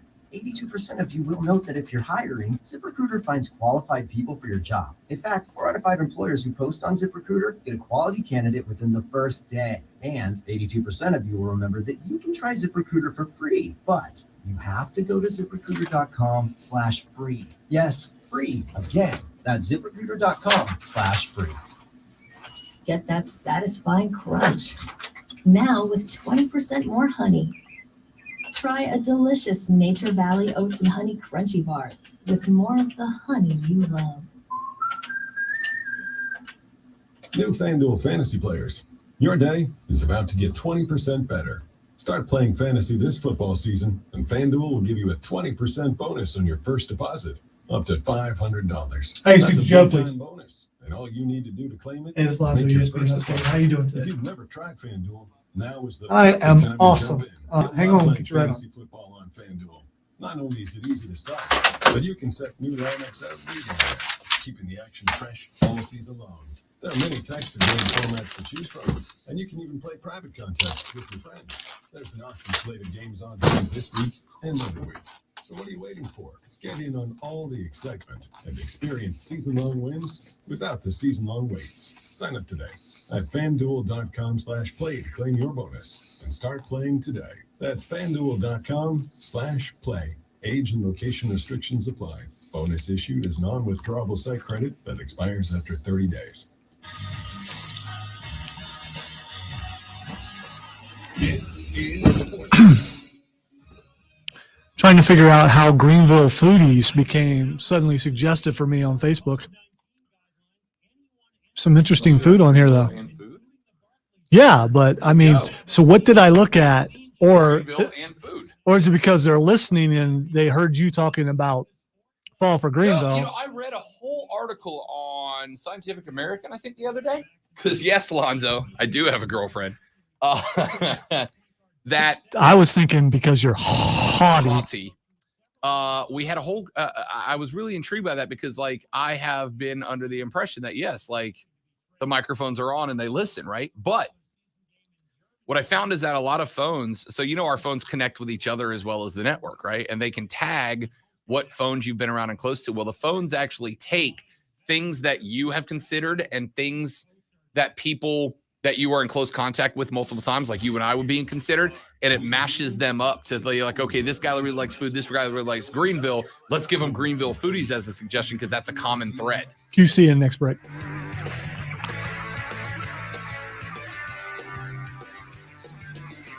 All right. The Rob Brown Show rolls on. This is ESPN Upstate. Rob, Lonzo, and now to the phone lines we go, as we do every day at this time. We talk to our amigo. He is a BetQL insider and the host of BetQL Daily. He comes on board every Tuesday to talk lines and picks and spreads. He is our buddy Joe Giglio, joining us here on the Rob Brown Show. Joe, my man, happy Tuesday, big dog. How we feeling? I'm doing well. How are you, Rob? Living the dream, buddy. Living the dream. We get paid to talk about sports. How bad could our lives possibly be? You know what I mean? Oh, I hear you. No doubt. Love it. Joe Giglio joins us here on the Rob Brown Show and ESPN Upstate. Let's jump right in. And what a nuts couple of days in Major League Baseball, right? I mean, we got walk-offs. We've got 100-win teams losing to wild card teams in 4. What an absolute ride for baseball. Is there anybody, though, right now, are there any trends, anything you're picking up on in the playoffs? I mean, right now it just feels like picking Boston straight up in every game is the way to go. We'll see who they end up getting matched up in the ALCS. Anything that's jumping out to you in the playoffs right now? Yeah, I mean, Boston, they're the surprise so far, but we really shouldn't be surprised. It's the playoffs. It was a short series, division rival. I mean, there's no real upset that you'll find in the first round of these 5-game series that is significant. I'd say the one trend that is playing out is, in the NL right now, 2 teams that I think a lot of people thought could or would move on, the Dodgers and the Brewers. Their offense is holding them back. They're not hitting. I mean, that's really the story. The Dodgers and the Brewers are not hitting right now, and that's why both enter play today. One more loss away from elimination. Last night again. I mean, the Dodgers got shut out 6 times this year, Rob, in 162 games. The Giants have shut them out twice in 3 days. I mean, it's pretty remarkable that their offense, and they lost Max Muncy, which is pretty big for them. But it's just crazy to watch the Dodgers be shut down like this offensively. And if they don't turn it around, they'll go home tonight. So I just think the offenses in the NL with those 2 teams are really standing out. They're just not there right now. When you talk about streaks like that, right? How do you decide to ride a streak, and how do you decide when to jump off, right? Like Boston coming into the World Series, they got spanked by the Yankees in their final series. They were a little sluggish coming in, and then all of a sudden they open up with the wild card win. Obviously, they end up going into the ALDS. They get hot there. How do you decide, and of course, like you mentioned, the Dodgers shutout streak, how do you decide when you want to start getting in on the action of a streak like that versus when the time to pull the plug is? Yeah, it's a great question. And as always, I think in baseball, the next day starting pitching matchup, it really tells a tale of what the game will be. I'll be surprised tonight if the Dodgers offense doesn't wake up a little bit. They're going up against Anthony DeSclafani, a guy that they've had success against. They hit him around earlier this season. So I don't know if the Dodgers are poised for 7 or 8 runs tonight in a rout, but if they don't have 3 or 4 or 5 runs tonight and they're shut down into the 0s or 1s or 2s, I'll be shocked. It's a matchup tonight with most of their left-handed sticks, eligible to play in this game and ready, including Seager and those guys. If they can't hit tonight, then I'll be shocked. So I think the next day starting pitcher in that matchup really tells most of the tale. The Atlanta Braves yesterday, Jock Peterson, 3-run shot to right field, all the difference. They would win 3-0. This is a Braves team that has historically collapsed in the playoffs, right? Like they get to a point where you look and go, wow, the Braves are a good looking team. And then they just absolutely fall apart. Keeping with the thought of trends, when you have a historical trend for a team in the playoffs like this, I'm a Braves guy, Joe, but there's a part of me that says there's somewhere in this playoffs that you put a lot of money against the Braves and you make a lot of money back for it. How do you take historical trends into context? Or is that one of those Rob, your heart's in the way of your brain kind of moments? No, I think there's something too. I mean, there's certain groups, right? And I know the Braves have changed. Every team changes. But there's certain groups you just kind of trust in these big moments. And there's certain groups you don't. And I think for the most part, let's just go to the Giants or Dodgers. Dodgers have been doing this for 8 years now, 9 years. And the Giants, they still have the backbone, even though it's changed a lot.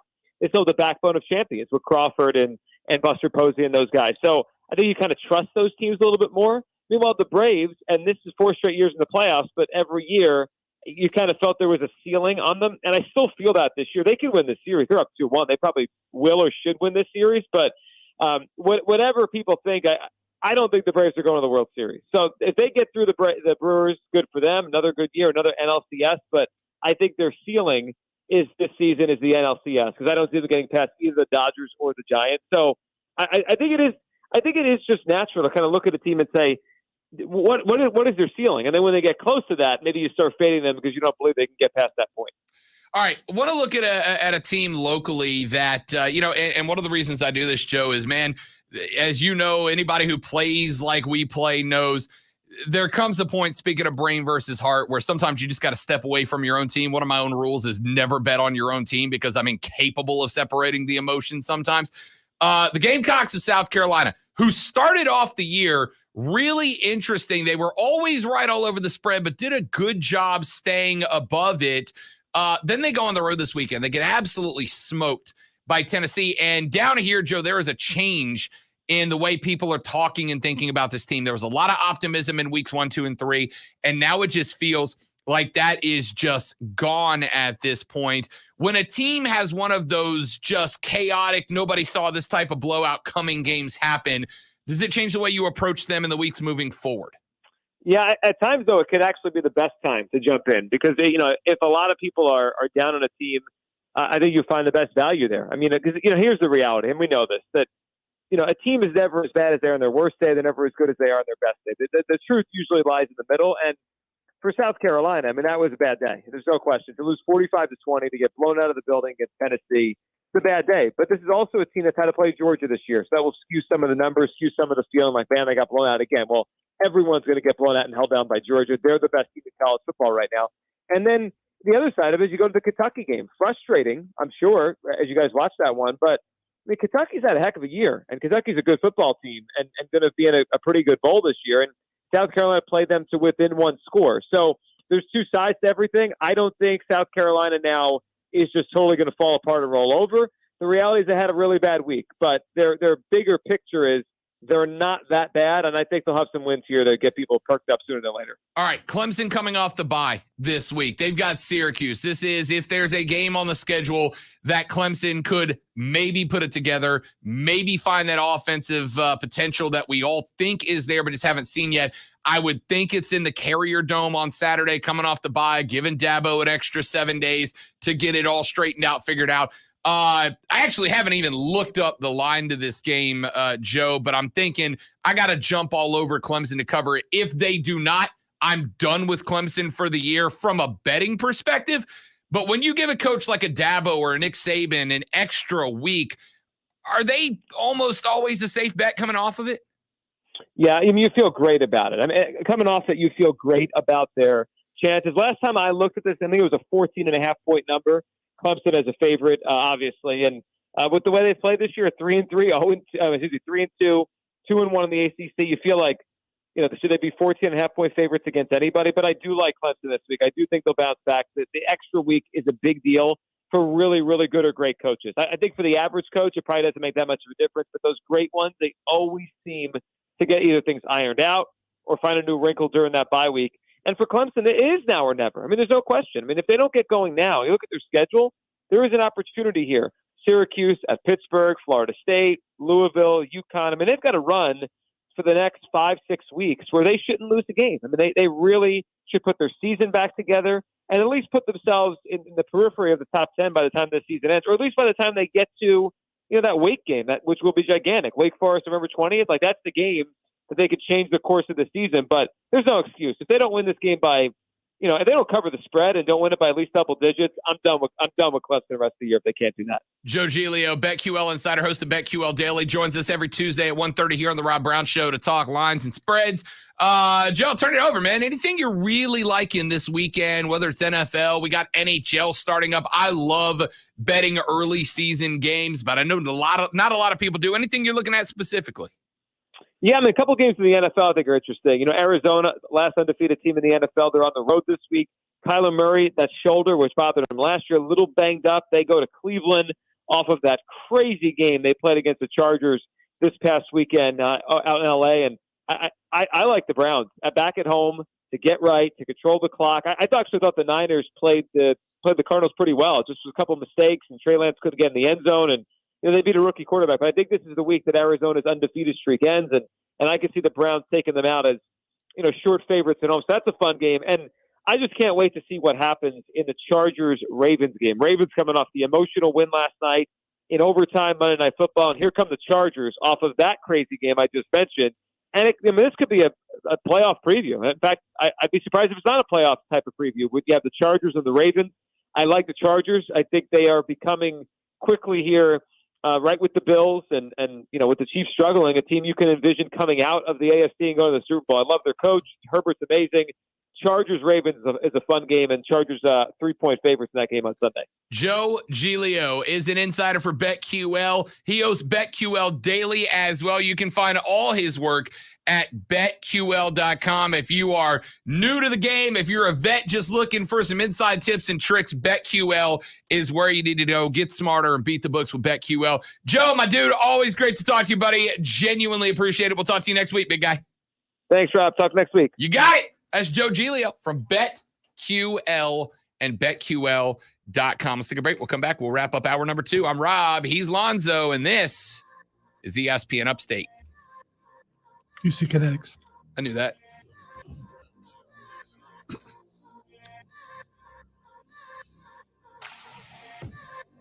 Here's the deal. As you get older, you've got connective tissue inside all your joints. And when I say all your joints, I'm talking about your fingers. I'm talking about your wrist. I'm talking about your elbows, your shoulders, your neck, your upper and lower back, your hips, your knees, your ankles, your joints, places that bend on your body. You know what I mean, right? And inside of those joints, there's a connective tissue. And when you are born, you have so much of it. And when you're a young man, like I used to be many moons ago, that connective tissue can heal, it can regenerate. But as you get older, 2 things happen. Number 1, your body loses the ability to regenerate that tissue.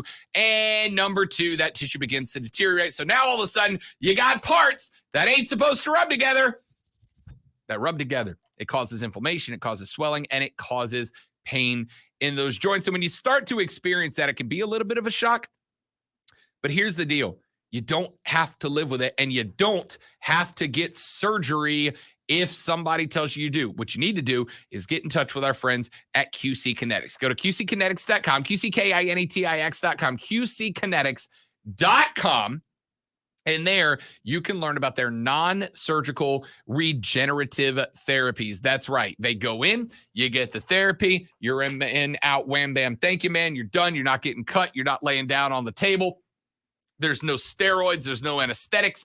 You are just going to allow your body the opportunity to begin to heal itself. You are just going to get to a point where your body starts to regenerate that connective tissue. And once it does, that inflammation goes down, that pain goes away, and you can return to living your life like normal. Check out QCkinetics.com or give them a call at 864-448-3772. 864-448-3772. Mention the Rob Brown Show and get that first consultation for free with our friends at QC Kinetics.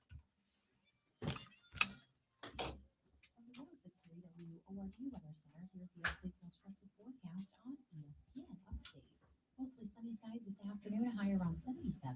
And for tonight, partly cloudy, a low near 61. By Wednesday, sunshine, a high of 81 degrees. Thursday, mostly sunny, high around 83. I'm meteorologist Jennifer Buchitsky on ESPN Upstate. Currently, it's 75.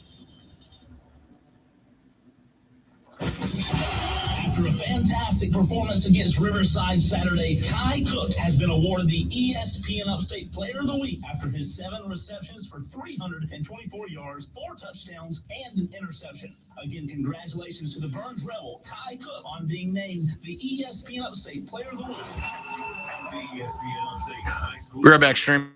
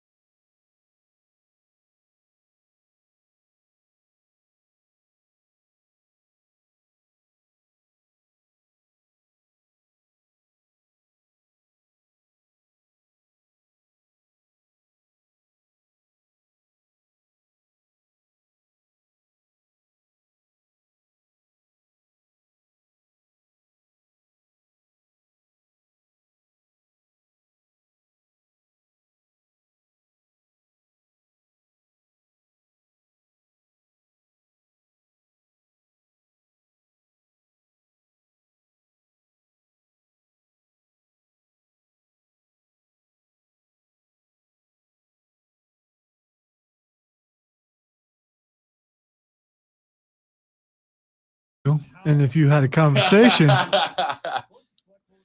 Well, I'm glad I came out because I saw our other coworker walking down the hallway, and I was like, "Oh, this is now an evac zone." 60-30-30. Or go to selectquote.com. That's selectquote.com. Full details on sample policy and carrier ratings at selectquote.com/commercials. Price could vary by health, issuing company, and other factors. Not available in all states. This report is paid for by the U.S. Department of Health and Human Services. COVID hospitalizations of young people have tripled since the start of summer. So talk to your doctor if you've got vaccine questions. We can do this. Find vaccines near you at vaccines.gov. Paid for by the U.S. Department of Health and Human Services. More than the scores, the ups and downs, the ins and outs. Real, unfiltered sports talk is the Rob Show. Atlanta Braves opportunity to clinch a berth in the National League Championship Series. We heard Joe Giglio in the last segment say that he believes the ceiling for the Bravos is the NLCS, that both the Dodgers and the Giants are better teams, and I hate to say I agree with him. Was talking, as a matter of fact, with the girlfriend last night. She's a Bo Sox fan, and she said, how cool would it be if it was Boston, Atlanta in the World Series, right? She's like, we go to Atlanta, maybe we can go to. I've never been to a World Series game, so I've never been to a Super Bowl, never been to a World Series game. I might have to figure out a way to make that happen if Atlanta made it in. But I said there are two things about Atlanta, about the Braves, you have to know. Number one, they're not as good as the Giants or the Braves. And they're playing good baseball right now. Some of the base baseball they've played all season, they're not as good as the Dodgers or the Giants. And number two, the Atlanta Braves have this remarkable ability, Lonzo, to play good enough baseball that I go, you know what? I believe this year. I believe in this team this year. And as soon as I say that sentence, Lonzo, they turn around and just absolutely drop the ball. So I'm not even letting myself, I'm not even letting myself get built up. I got up this morning. I pulled out my Braves gear and I laid it on the bed as I'm getting ready for work. I'm like, yeah, I'm going to rock the Braves stuff today. Put out the Braves gear, put it on the bed to get ready for work, and then went, you know what? No, because if I wear this today, it means I'm confident. And if I'm confident, Lonzo, it means I'm going to end this day disappointed and the Braves will find a way to lose this series. So I didn't do it. So when they go to the World Series, I wonder what's the cheapest championship game to go to? I would think the World Series would be it, wouldn't it? As far as pro sports goes, I don't know. Maybe NHL is cheaper. I doubt it because you got to think NHL stadiums only hold about 20,000. Braves can do what, 70,000 in the Battery? So I don't know. That's a great question. I don't know. I would think World Series, but the early games, right? I would think the first 3 games where nobody's in a position to clinch the World Series, right? Like a World Series game where a team can clinch home or away would be more expensive. I got to think you're probably in, let's say game 1, because I think I think the Braves would be home field if they played Boston. I think the Braves would host games 1 and 2. I would bet 1 and 2 in Atlanta. You could probably get in the door for $250 a pop. Probably $250 to get you in the door at the ATL for game 1 of World Series. I bet you a World Series, a Stanley Cup game would be more expensive. Also, depending on who hosts it, right? Like a Stanley Cup game in Tampa is going to be much cheaper than a Stanley Cup game in Quebec. I don't know. That's a great question. I have something to research during the break now. Spectacular. All right, 844-GSP, ESPN, 844-477-3776. You can text the show on the Ingles Market text line at 71307, 71307. Start your text with ESPN so we can read them on the air. Tweet me at The Rob Brown Show. Tweet Lonzo at Lonzo on Word. Facebook.com/ESPN Upstate. Twitter.com/ESPN Upstate. Jimmy, I see you on the phone. You hang on. We'll talk Braves baseball when we come out of the break. We are about 6 minutes from Houston and Chicago. If the Astros win today, they are on to the ALCS to take on Boston. If not, we'll do another one. Back after this on The Rob Brown Show. It's ESPN Upstate.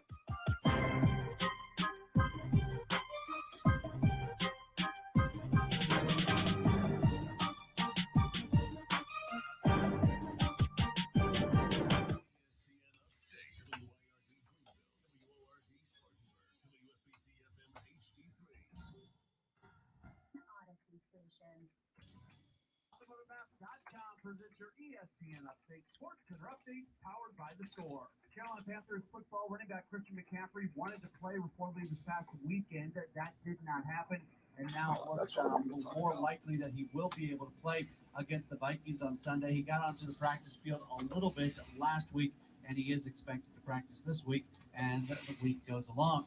Charlotte Hornets basketball, they lose to Miami yesterday by a 104-103 score. Just one more preseason game to go. That's going to be coming up on Wednesday when they match up against Dallas. And then they are set to open up the regular season next week. The Carolina Hurricanes, they begin their regular season on Thursday night against the Islanders. Download the Score app today. Lightning fast sports alerts so you never miss a thing. It's why the Score app is one of North America's most popular sports apps. With your ESPN Upstate Sports Center update, I'm Matt Pauley. Have you heard the Rob Brown Show? They believe that a fugitive of the U.S. Marshal Service's 15 most wanted list may have not only been at the game, but sat directly behind home plate on camera for the duration of the game. John Rufo is wanted by the Marshals because of his part in a $350 million bank fraud scam. Carmine Pascal, who is Rufo's cousin, told ABC7, quote, "I'm watching and there's Johnny." Yo, Carmine, I'm going to be at the game. That came out so good. Came out so good. Tomorrow, Scott. Got some cement shoes for you. Hey, come on. Why don't we take a little boat ride, huh? We know it was you. We know you snitched, you dirty damn rat. I hope you can swim with concrete shoes on.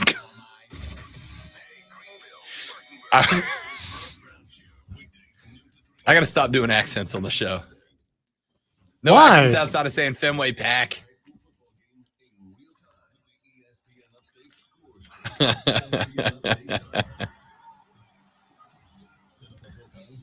mean, you could say, Alonzo, could you just not make a promo out of that? And that would kind of make me want to make a promo out of that. But, I would stop complaining about quality. That's good stuff. Come on. Don't forget about Jimmy. Yep.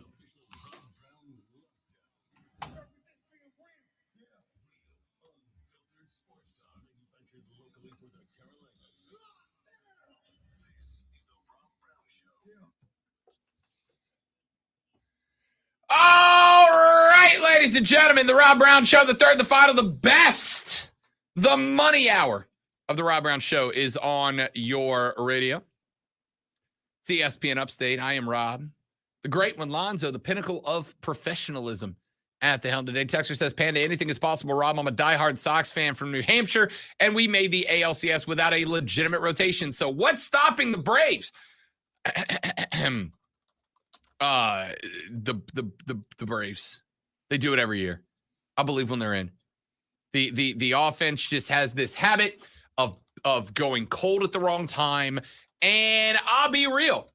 It's kind of it's a kind of tough experience to say this with a guy who has brought his team to the NLDS. But Brian Snitker just has these moments where you're like, you did what now? You made what change? What now? What? What are you doing? What are you doing? So, I am what the scientists call a pessimist here, unfortunately. Speaking of the Braves, let's get Jimmy in here. He was kind enough to hold on through the Braves. Let's talk a little Braves baseball. Jimmy, welcome in, big dog. Hey, man. So I disagree that the Dodgers in San Francisco are better. Yes, they have better records. We played them tough this year. We had the lead on them in the late innings, and Will Smith would choke and give up home runs. Yep. But lately, our pitching has been strong. 3 games, and we've only allowed 2 runs. So I think our pitching is peaking at the right time. We have just as good as hitters as the Dodgers and the Giants do. So that's why I believe the Braves have a chance. Now, the next question is, do we want to play the Dodgers or the Giants? Personally, I'd like to play the Dodgers because I want revenge for us blowing a 3-1 lead last year. Yeah, that was rough. Yeah. Look, and that's exactly what I was just saying, right? Like when Atlanta's bats are hot, Atlanta's one of the best hitting offenses in the game. I'd feel so much better if Ronald Acuna was in that lineup still, right? I mean, he was the most reliable bat until the knee blew. And you wish that Marcell Ozuna wouldn't have been just an absolute jerk, and he was still on this squad. That would have made me feel a lot better as well. When the Braves are hitting the ball well, it's fantastic. But look, they're living and dying by a swat here and there. I mean, yesterday, if Jock Peterson doesn't hit the 3-run blast, nobody else was really getting the ball into play. It makes me a little apprehensive when you go up against teams because you're looking at a Brewers team now that has a really good front end of the rotation, but outside of that, nothing else to it. When you go up against a team like the Dodgers, and granted, Max Scherzer looked not great in his one outing in the divisional series so far, but that's going to be the exception, not the rule. When you go up against a team that has a rotation like the Dodgers do, if the bats grow cold for 2 games, you are toast, and I'm worried about that. Hey, speaking of Jock Peterson, man, diamonds and pearls, baby, diamonds and pearls. He's a bad bee. He's a bad man. You get what I'm talking about? It's a baseball diamond, and he's got his pearls. Love him. Jimmy, appreciate the phone call, buddy. Good to have you on the air. 844-GSP. Wait, he wasn't quoting Prince? I thought he was quoting Prince. Okay, all right. Dude, I had to tell you, us being on the air and actively talking about the dude when he went Yad yesterday, Lonzo, was one of the coolest things that's happened to us on the air in a minute, right? Like, we've had some really cool experiences. We've gotten some great interviews. We've had some fun stuff happen in live sports. We've been on the air. But to just be having a conversation about Jock the Rock Peterson and then him hitting the game-winning 3-run blast, dude, that was cool. I had fun with that yesterday. Texas says, Rob, the Braves are playing with house money. Acuna went down and was an MVP candidate. No one saw Austin Riley having an MVP season. They pulled out some great trades at the deadline to win the division. No, listen, I'm going to give them credit. The pickups that they made, including, by the way, Jock Bad B Peterson, were solid, man. They did a great job being buyers at the deadline, but not just buying names, buying guys that fit into the lineup. And you're right, Austin Riley. When Riley gets raking, that offense looks completely different. But we saw some spots, especially late in the year, right? That divisional crown was up for grabs till there was just a little bit left to go in the season. They had a spot to put away the Phillies where they lose three or four down the stretch to Philly. I think they gave away a couple to the Mets that were dumb L's as well. When the bats go cold, the Braves were losing to average baseball teams. Average baseball teams. Now, the Brewers are a good baseball team, yeah?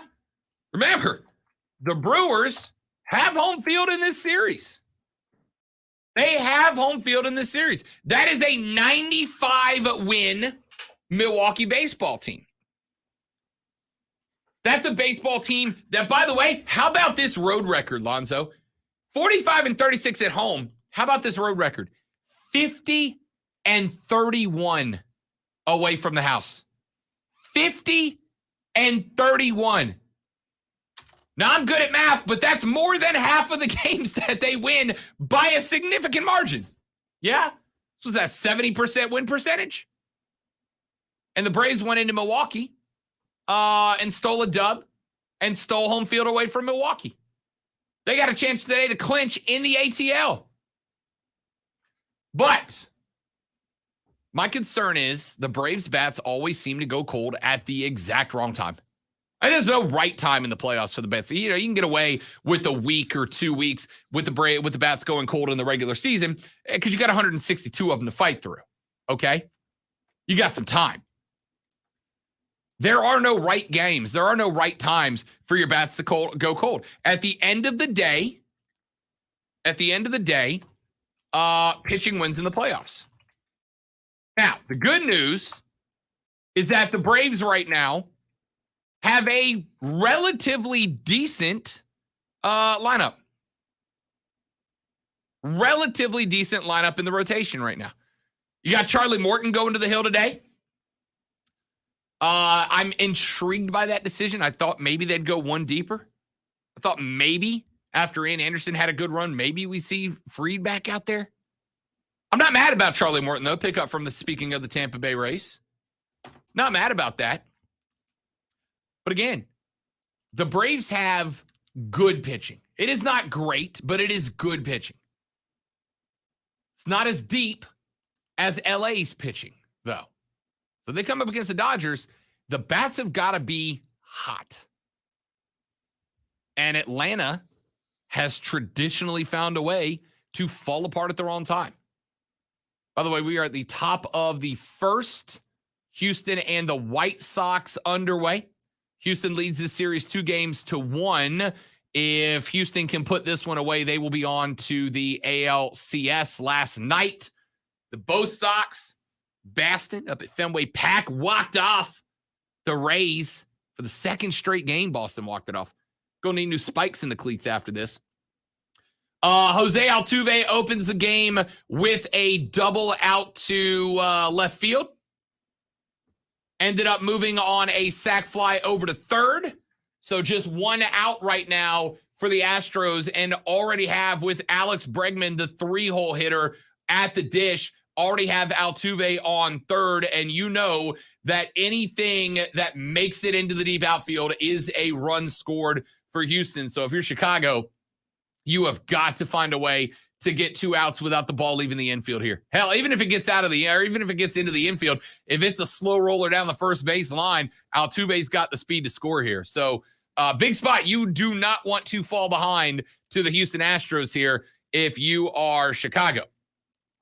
We mentioned earlier, we got into it a little bit. I don't necessarily want to make the whole hour out of it again, but I mean, it is the story of the day. John Gruden has resigned from his duties as the head coach of the Las Vegas Raiders. He is out after an investigation revealed 7+ years worth of emails from Chucky to other folks in NFL ranks where he used homophobic, sexist, and racist language repeatedly throughout the time. I honestly think because of the fact, Lonzo, that despite the fact that he used the language he used about Damari Smith, the head of the NFLPA, in which he used a "don't tell me he didn't know what it meant" level bad racial slur, I think because of the number of former players that had come out to defend John Gruden, I honestly think John Gruden probably would have made it through that first email okay, right? As 10 years ago, heat of the moment, he wasn't in the league. Yes, it was dumb, but, you chalk it up to the guy doesn't know better, even though he's 40 years old.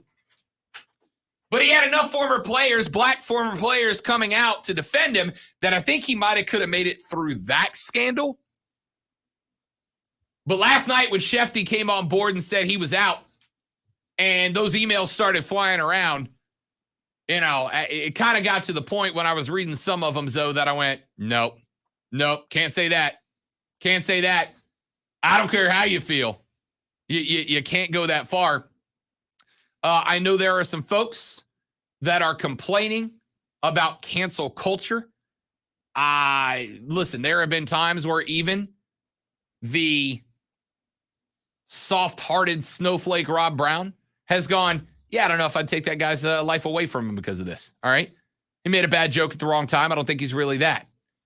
But Chucky's punishment, being forced to resign. So I read through some of the selected clips of emails yesterday. That had to happen. Had to happen. Should he be punished otherwise, though? I mean, losing your job, is that enough? I mean, losing because a $10 million contract is a pretty hefty punishment. For some people, that doesn't seem to be enough. And I think that's plenty, as you just pointed out. Chances are, more than likely, he's taken care of his money fairly well, and he's probably okay. Hey, he's fine. He's fine. Chucky's not going to be hurting. He's going to have to deal with his reputation being what it is now for a long time, even if he does take steps to clean it up. Yeah. And what if he doesn't? What if he doesn't? What if he just disappears off the map? You don't hear from him ever again.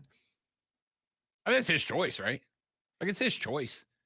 Do they go with Super Bowl away from him? No, they're not going to do things like that. He didn't commit. Listen, other guys in the NFL have been caught doing worse and have received less. All right. I think Chucky's got what came to him. I think Chucky made some mistakes. I think the Raiders in the NFL effectively said, nope, this is too much. This is not something we can chalk off as Chucky in his 40s in the heat of the moment made a dumb comment, and he's got plenty of people standing up as character witnesses. Because even, he had a bunch of former players defending him. As Rodon gets the third strike for the third out and gets out of the spot there with Altuve on third. So the Astros will strand their fastest player on third base and walk out. We'll go to the bottom of the first scoreless here between Chicago and Houston. I think Chucky got what was coming to him. I think the punishment fits the crime here. Now it's up to John how he wants to respond. John Gruden can do things and this is a stance a lot of us take. Words are cheap, right? Words are cheap. You know how I know that? Lonzo, do you and I get paid by the word? No, we do not. No. It'd be cool if we did. Although, I don't know. I'd be freaking Jeff Bezos if I got paid by the words. We don't get paid by the word. You don't get paid by the word because words are cheap. Actions are where it comes from. Now, John has two options. He can go out. He can figure it out. He can make amends. He can try to work to regain the trust of the people. You heard players last night, Randy Moss.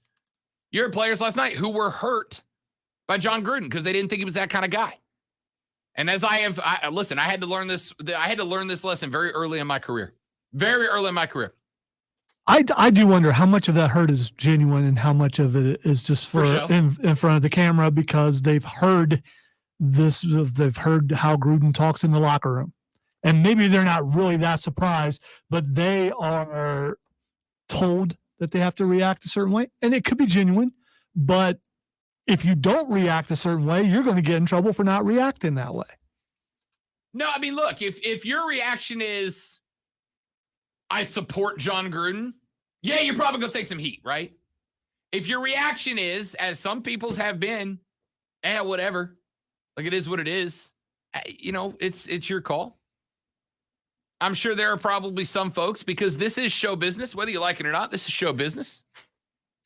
I'm sure there are some people that probably acted a bit more inferior there, but I'm sure there are some people that are hurt. I had a dear friend of mine, probably 3-4 years ago, insult another friend of mine, a college friend of mine, one of my best friends in college who's gay, and insulted him thinking that I was just cool with it, right? Called him the same homophobic slur that John Gruden used. That person is now out of my life. Did I cancel them?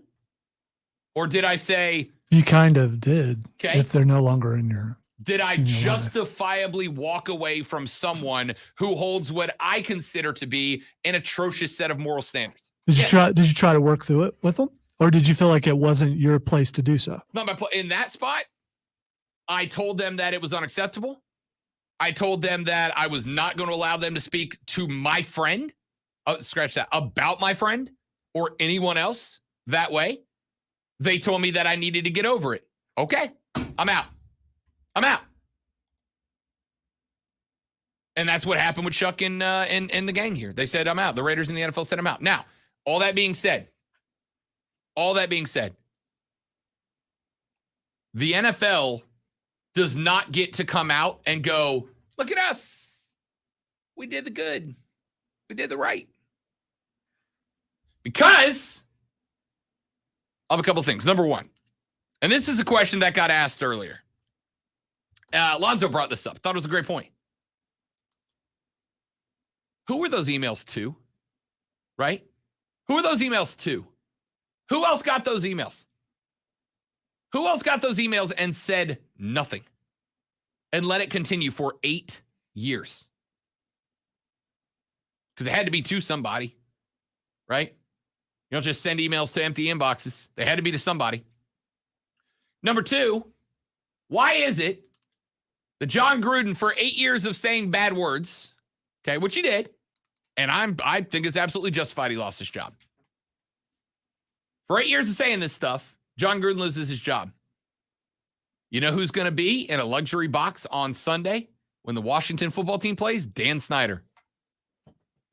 The same Dan Snyder that forced Washington football team cheerleaders to take photos topless, invited Washington Redskins donors and boosters to the topless photo shoot to watch it. All men, by the way. Then spread those pictures around willy-nilly. And it's known this happened. Yeah, Dan Snyder, y'all good with that?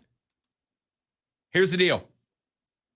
I think it was Keegan that texted in earlier and said, hey, this is the difference between the guys who cut the checks and the guys who cash the checks, right? The NFL does not get, like, this is not a badge the NFL gets to wear and go, we are good now. No, Dan Snyder's still doing his thing every day. Don't come at me like that. Is this a good thing? Yes. But if the guy who shoots somebody saves a stray kitten caught in the road, they're still on the hook for the shooting somebody thing. You get what I'm saying? Quick break. Back after this. My name is Rob Brown. Lonzo's at the helm, and you're listening to The Rob Brown Show on ESPN Upstate.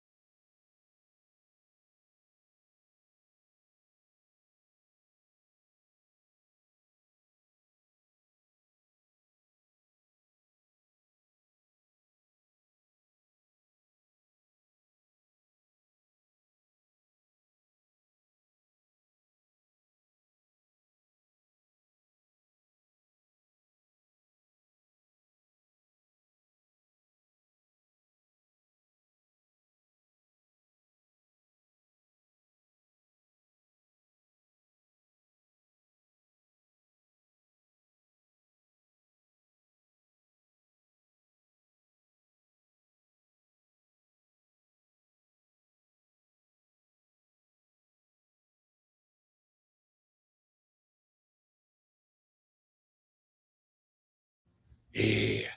This report is sponsored by Lowe's. Lowe's has durable, stylish flooring, like Stainmaster Pet Protect, with limited lifetime warranty, starting at $185 per square foot. Order now, only at Lowe's. See in-store associate or product detail page for warranty information.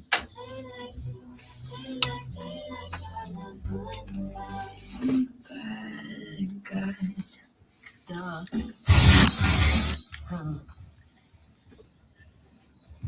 Are we the baddies?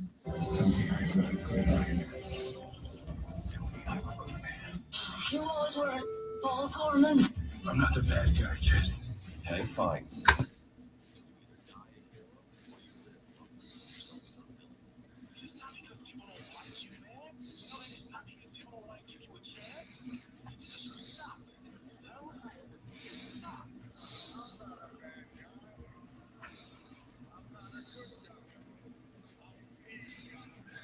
All right, time for a little segment Lonzo and I have been playing called Faces and Heels. We haven't been playing. We came up with it, and now we're going to play it. Faces and Heels. Here's the scenario. It's a month later, but you know.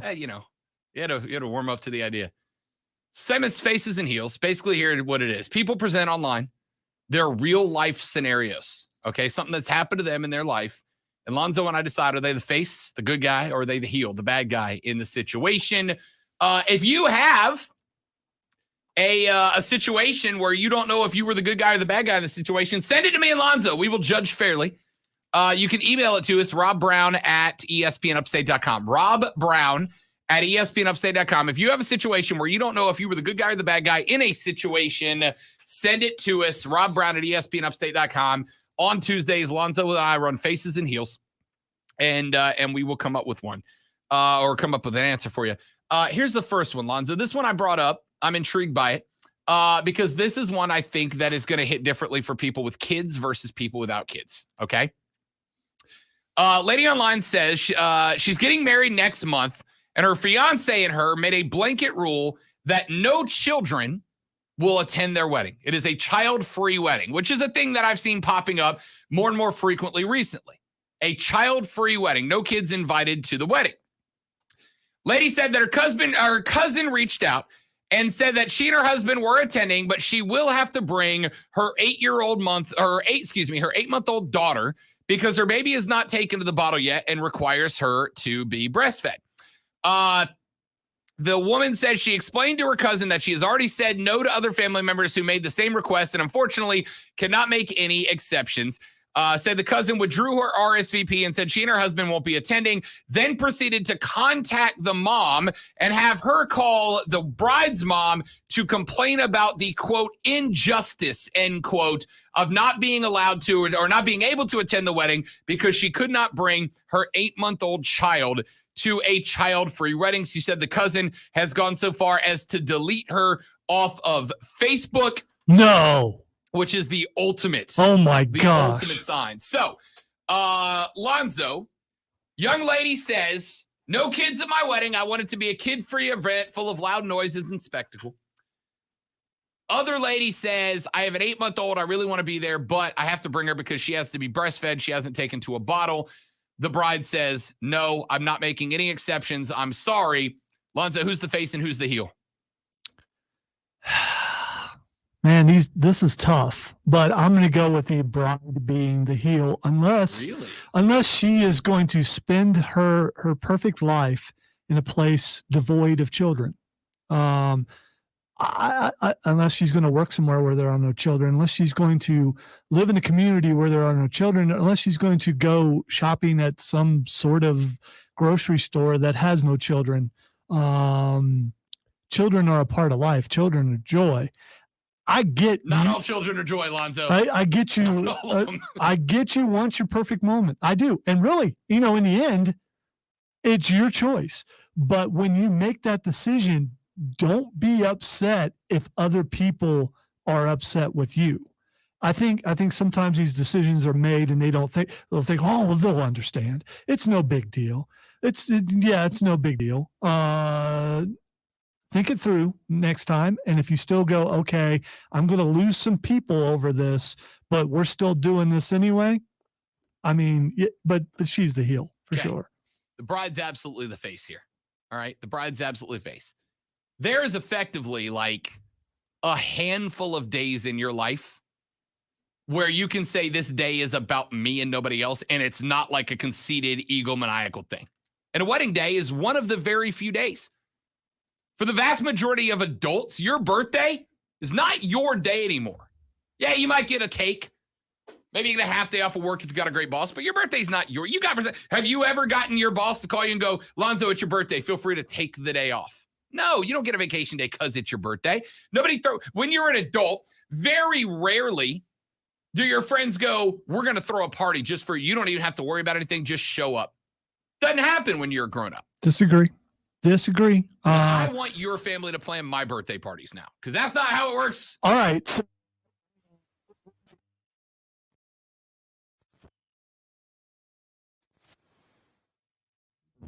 All right. So it is the bride's day, right? It is the bride's day. I will tell you that I am undefeated at wedding receptions. Wedding receptions are my favorite things because. Are we talking about a wedding crasher type of reception? No. I don't just show up to random receptions. Okay, all right. But like when friends and family get married, they have a reception. I have a ball, drinking, dancing, party, and I have a great time. I'm trying to figure out where you go where you don't have a good time, though. That is also correct. I very, very rarely don't have a good time. But wedding receptions are like, because the wedding reception, the entire point is joy and happiness and having a good time, right? I go to a sports event. I have a great time, but if the team loses, it's still like, a little bit of a damp there. But wedding receptions are designed solely to celebrate, party, and not think about anything else. They're great. Love them. You know, if you're rich, it's okay to not have children come. But if you're not rich and you're just starting out, you get gifts. You are costing yourself gifts by saying families can't come. You're costing yourself either some cold hard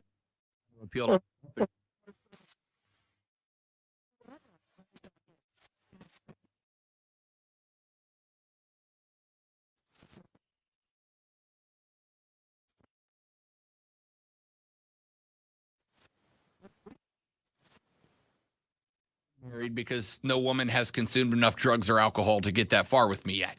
Okay. However, I have been in the wedding industry. You know what? Any woman would be lucky to have a person like you as their husband. Say, the one I got now feels that way. The rest of them clearly disagree. I've been in the wedding industry for a while. I've DJ'd weddings for like 10 years now, 12 years now. They're not cheap. And every plate, even for a kid, at a cheap wedding, you're looking at $50, right? 50, $60 to plate for a child. I got no problem with child-free weddings. I actually, oh God, don't shoot me, enjoy child-free weddings. Because I have to be less concerned with trampling small children underfoot when AC/DC comes on and I'm on the dance floor, right?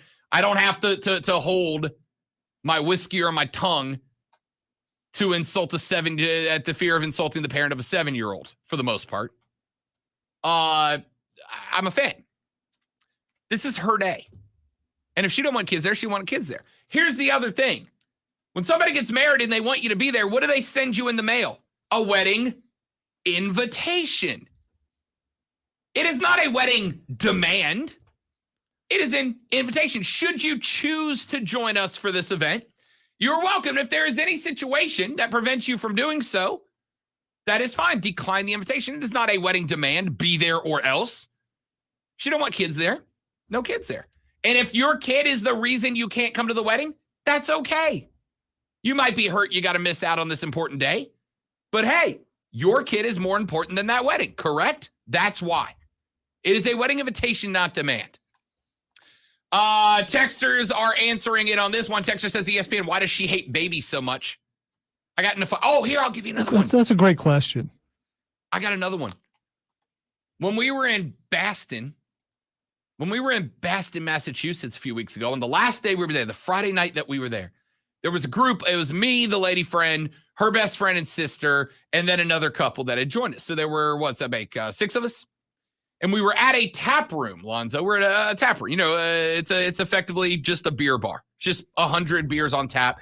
And the point is... No, I didn't know, but now I do. Okay, now you know. Okay. It's a tap room. It's literally just a room full of taps. We're outside. We're enjoying. Wait. So when a place calls themselves a tap room, it's okay because they have taps. Okay, gotcha. Beer or soda, but taps. Anyway, we're at this place.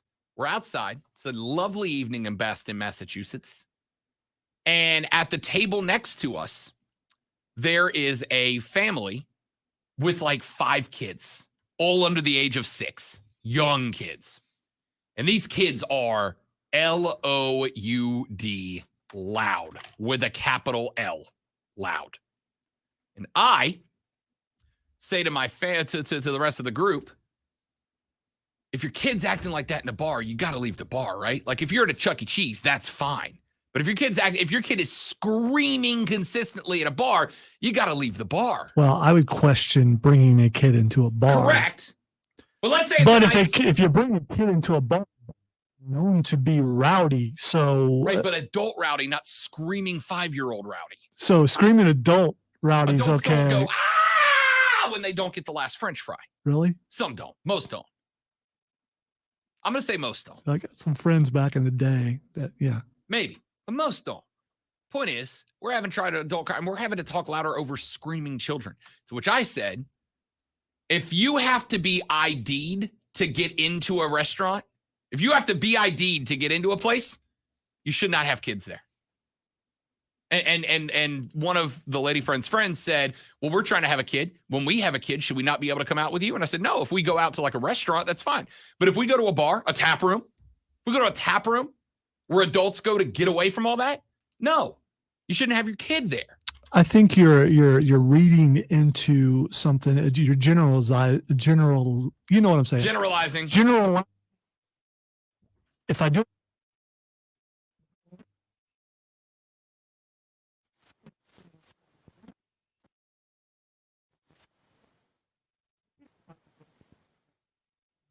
Maybe so. And that's great. Leave your kids at home. Get a babysitter. Don't make me be subjected to your screaming kid because you want nachos. I hate to interrupt this wonderful conversation. All right, breaking news. This affects me, but it's kind of important. Kansas City Chiefs have placed running back Clyde Edwards-Helaire on injured reserve. Oh. Season long? They're not saying. They're just saying injured reserve. So injured reserve, that's what at least. Could be 6 weeks. Yeah. Could be the season. Yeah. Huh. That's a big chunk. He was one of the only ones down in the red zone getting done for the defending AFC champs. But he did get hurt.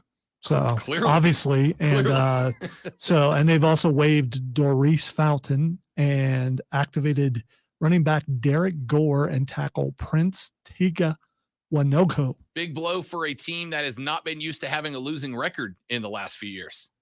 Big blow for them. Looking kind of bleak, and losing Clyde is not good. All right. So one more for you. We got time for one. Can I do one more? I'll squeeze one more in here. Lonzo doesn't care. I mean, he does care. He's just not going to tell me he cares. Squeeze. Okay. Young lady here, 7 months pregnant. She's 33 years old. By the way, the text unanimously say that I'm right, that the bride is the face here. Unanimously. No, that's not true. One says that Lonzo's right. Including one that says, no, why play for brat kids that you didn't have? All right. So obviously we have a bunch of single haughty intellectuals. Yes. 7 month pregnant, 33-year-old woman. They know that they are having a son. They have not named their son yet. She says, I am a big fan of Star Trek, especially Deep Space Nine, which I've started rewatching recently. If you're familiar with the series, you will certainly remember Dr. Julian Bashir.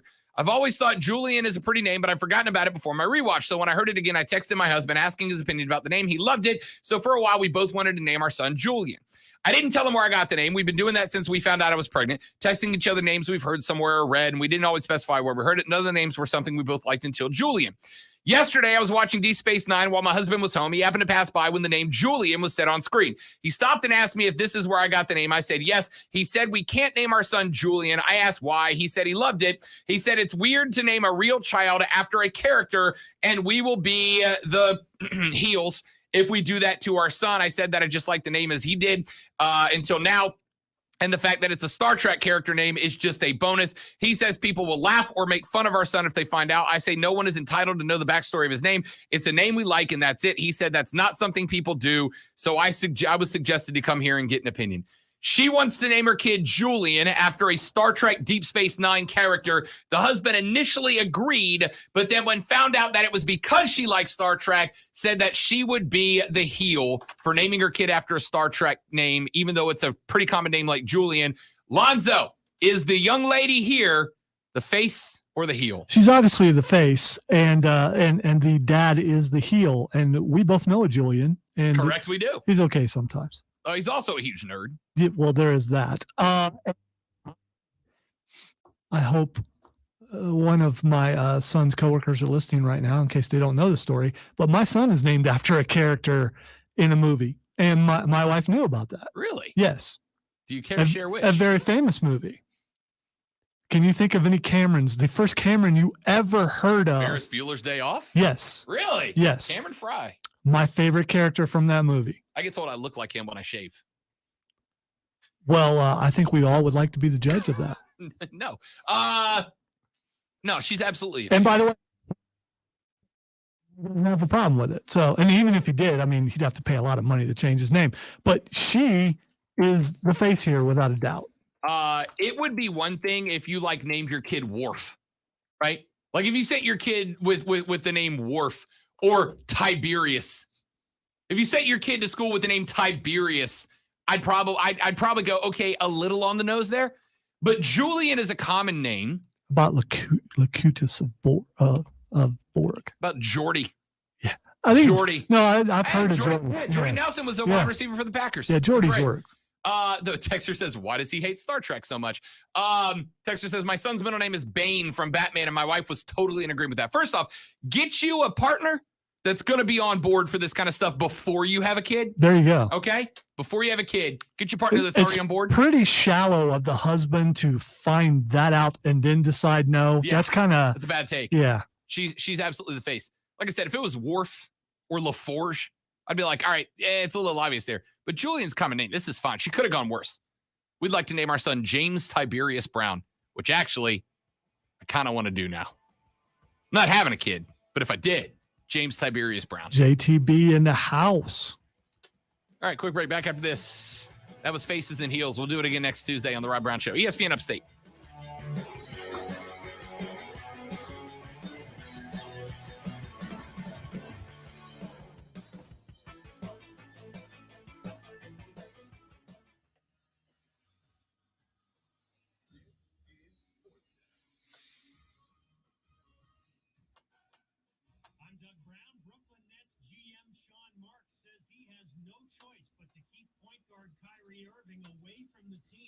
Until he meets New York City COVID-19 vaccination requirements.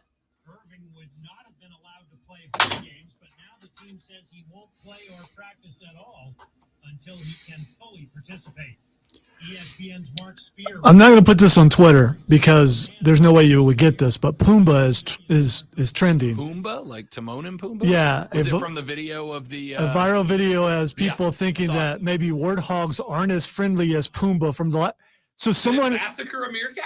I don't know, but someone out there apparently thinks Pumbaa would be friendly. Oh, here we go. Let me see this.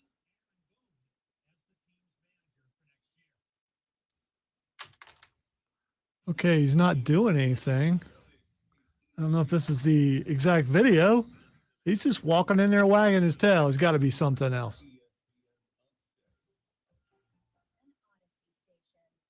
Oh, wait a minute. Uh-oh. Lonzo's way too happy about whatever's happening. Yeah, come here. If he's mauling a meerkat. No. It has nothing to do with the meerkat. I would have paused it. We got enough time. All right, he's just walking in. I'm not going to turn the sound up just because. Look at him. Oh. Oh, God. Oh, got faked out. Got juked out by Pumbaa. He's just walking over all calm and collected, and then knowing that he was thinking the entire time, as soon as I get over there, I'm taking this dude out.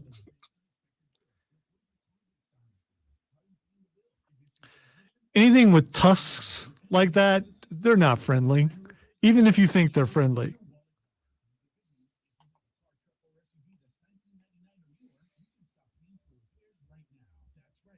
Far Cry 6, we've already dealt with pigs, and as I've said many times, pigs are my nemesis on all video games. So I sat in the truck on a mounted gun and just lit the forest up because I am not getting taken out by another stinking pig.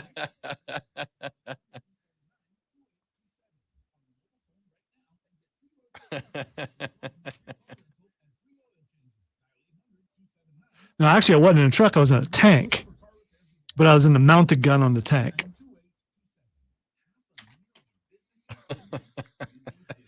Just love the idea of taking out heavy artillery to get rid of pigs. It was legendary. You know how Far Cry has legendary animals? Yeah. We found one. Yeah. Getting out. That thing would kill me so many times. No. Did you ever see the meme about 30 to 50 wild pigs that circulated on Twitter for a while? There was a conversation about like gun control going on Twitter, and this guy wrote in, and he's like, and he was being dead serious. He's like, without my assault rifle at home, what am I supposed to do if 30 to 50 wild pigs attack my daughter in our front yard? And this guy wrote back and was like, if you live in a place where 30 to 50 wild pigs can sneak up on you, you need to move before you get. Hey, Shakira just lost her luggage. That's true. She got stolen by pigs. I think it might have been a warthog. Or it was a wild boar, actually. Yeah, that's Josh is talking about it because I talked about that on the Pulse the other day.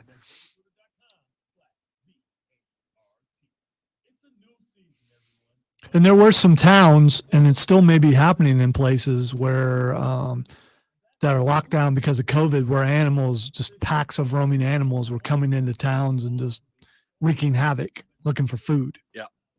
Oh, pigs are no joke. Oh, we got a lineup shift. What happened to that guy? I don't know. I just saw him walking him out. Concussion, maybe?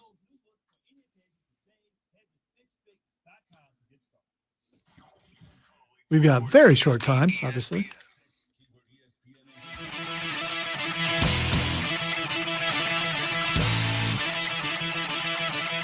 All right, short segment here. So we want to let you know that Odyssey is starting what I'm actually very excited about. It is the NBA show from Odyssey. The NBA season is almost here, so get ready with Odyssey's Ultimate Insider Season Preview 2021, brought to you by Odyssey and the Locked On Podcast Network. You will go in depth with dedicated shows for every NBA team, featuring local insights from Locked On and Odyssey insiders.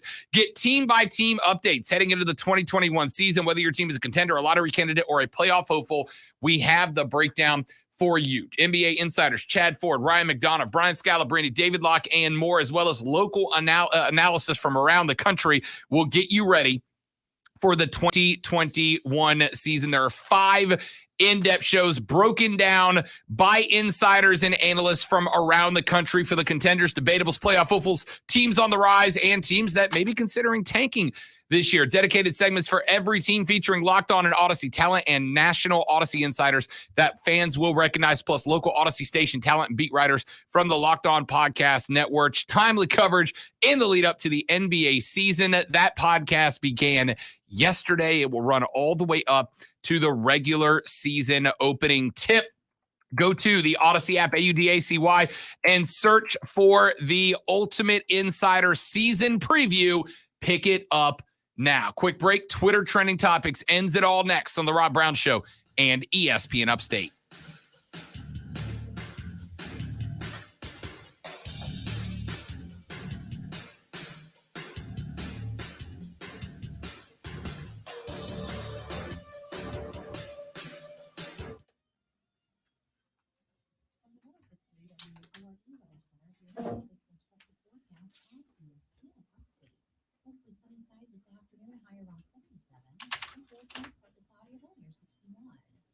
Wednesday, sunshine, high 81 degrees.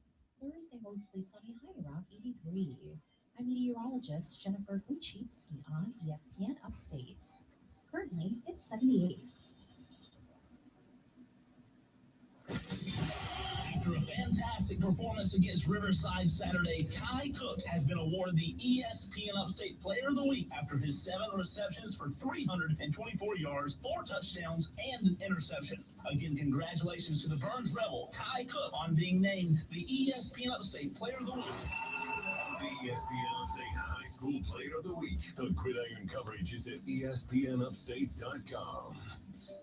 Finding great candidates to hire can be like, well, trying to find a needle in a haystack. Sure, you can post your job to some job board, but then all you can do is hope the right person comes along, which is why you should try ZipRecruiter for free at ZipRecruiter.com/radio. ZipRecruiter doesn't depend on candidates finding you. It finds them for you. Its powerful technology identifies people with the right experience and actively invites them to apply to your job. You get qualified candidates fast. So while other companies might deliver a lot of hay, ZipRecruiter finds you what you're looking for. The needle in the haystack. See why 4 out of 5 employers who post a job in ZipRecruiter get a quality candidate within the first day. ZipRecruiter, the smartest way to hire. And right now, you can try ZipRecruiter for free. That's right, free at ZipRecruiter.com/radio. That's ZipRecruiter.com/radio. ZipRecruiter.com/radio. Save like a pro with Founders Federal Credit Union. Founders Loyalty Select account gives you the opportunity to grow your savings at our best rate. Open your account through your favorite Loyalty Select product to get saving today. Not a member yet? Visit RelaxJoinFounders.com or one of our more than 30 office locations to see if you qualify for membership. Services require credit evaluation. Terms and conditions apply. Founders Federal Credit Union is federally insured by NCUA. Mad World Haunted Attraction is now open. Voted one of America's top haunts, #1 in South Carolina. Venture through the haunted house and trail full of elaborate sets, special effects, and top characters. Play our creepy carnival games and escape rooms, or check out our brand new 18-hole Ghost Town mini golf. Grab your friends and get ready to scream. Located at Piedmont. Why do baseball pitchers' long hair kind of like poof out?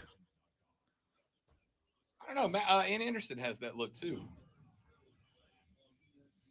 Maybe it's the It hat would that's be all the way causing. around, yeah, but the hat holds it close, so it just exaggerates it. But yeah, there's a bunch of pictures. I guess mine does that too. Mine's a little bit longer than theirs though. So Yours isn't, and this isn't an insult. Yours isn't as thick as theirs, like volume. oh, it's not. It used to be. Yeah. Oh, trust me, I'm noticing it's getting If thinner. I grew my hair back out long, that's exactly what it looks like. Exactly. In fact, I had that haircut my first year of college. That's exactly what my hair looked like.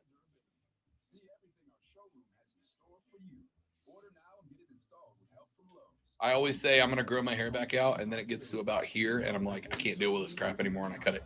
That's what just happened. Welcome to AutoZone. What are you working on today? So your wipers are streaking? It might be time I fit in well with my community. You haven't seen where I live. Say that again. I said I fit in well with my community. I was just thinking that at the gas station today. All the people that were coming in and out. It's like probably have nothing in common with any of these people, But they're your community. but they don't know because the hair and the, you know, all that. Yeah, yeah.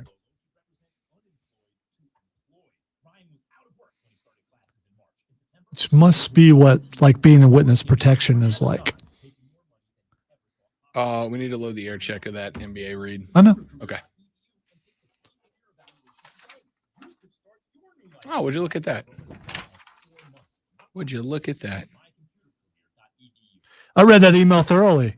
Remember, we had a discussion. Sure we did.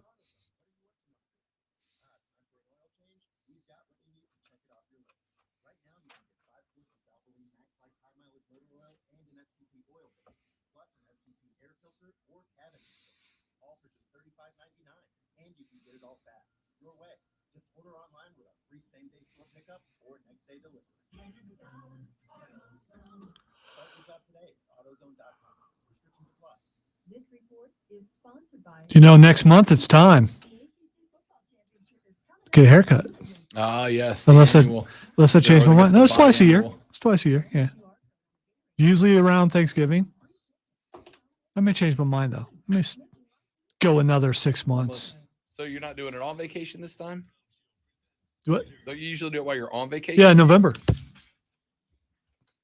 Time for our Twitter trending topics. Very short time. So the first thing.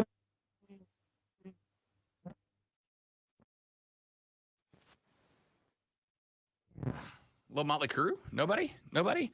Home Sweet Home Alone. Are we doing a reboot? Yeah. I saw this already. Macaulay Culkin's in it, isn't he? Yeah. So is the guy who played Buzz. So a lot of the people are in it. They call it a reimagining. So a reboot. Pretty much a I reboot. swear to y'all, if It's a Disney Plus. If we could just get to a point where there's just like one original idea a month coming out of the movie industry, I'd be thrilled. One. All right. Speaking of that, this is definitely original. The Scream 5 is trending. Yeah, they started releasing some screenshots. Courtney Cox is it Courtney Cox Arquette, or is she just back to Courtney Cox now? I believe they're still married. Yeah. Yeah. Courtney Cox, who of course was in the original Scream, She's is looking back. older. You know, I gotta tell you, I'm more excited. And I look, I don't watch horror movies. It's not my bag. All right. I love Halloween. I love the dark, the macabre, the creepy. I love it all. I'm into the weird stuff. Like when we were in Boston. I don't. Well, like when we were in Boston, my favorite part was walking through the graveyards, right? There's graveyards with people who died of smallpox 400 years ago. And it's like, that's fascinating. Wow, that's exciting. It's weird. I know. I'm a nerd. Trust me. I've heard it from her enough. All right. Thanks, buddy. Anyway, I'm into the weird stuff. I got to tell you, there's a part of me that wants to watch the new Halloween movie because Jamie Lee Curtis looks like she's going to be a total badass in that movie. Well, it's actually the sequel to the one that came out last year. Which I didn't see. Yeah, it was. But this one, Jamie Lee Curtis looks like she's like, dude, I would rather die than keep being tormented by Michael Myers who won't. So I'm going to kill him. She looks like she's going to be a total badass in this movie. I'm here for it. Yeah, if you watch the first one, which was technically supposedly part 2 and everything else didn't happen, she tried that. It didn't work. Didn't go well. Didn't take. All right, that's going to do it for the show. We are done. Diesel and Mark Ryan are up next with Offsides for 4 hours of sports talk radio greatness. Make sure you stay tuned for that. We'll come back tomorrow, have a full breakdown, potentially up to 3 championship series spots could be clinched today. We'll break that down tomorrow and start looking ahead to the weekend. My name is Rob Brown for Lonzo. Thanks for listening to the award-winning Rob Brown Show right here on ESPN Upstate. Later, brother.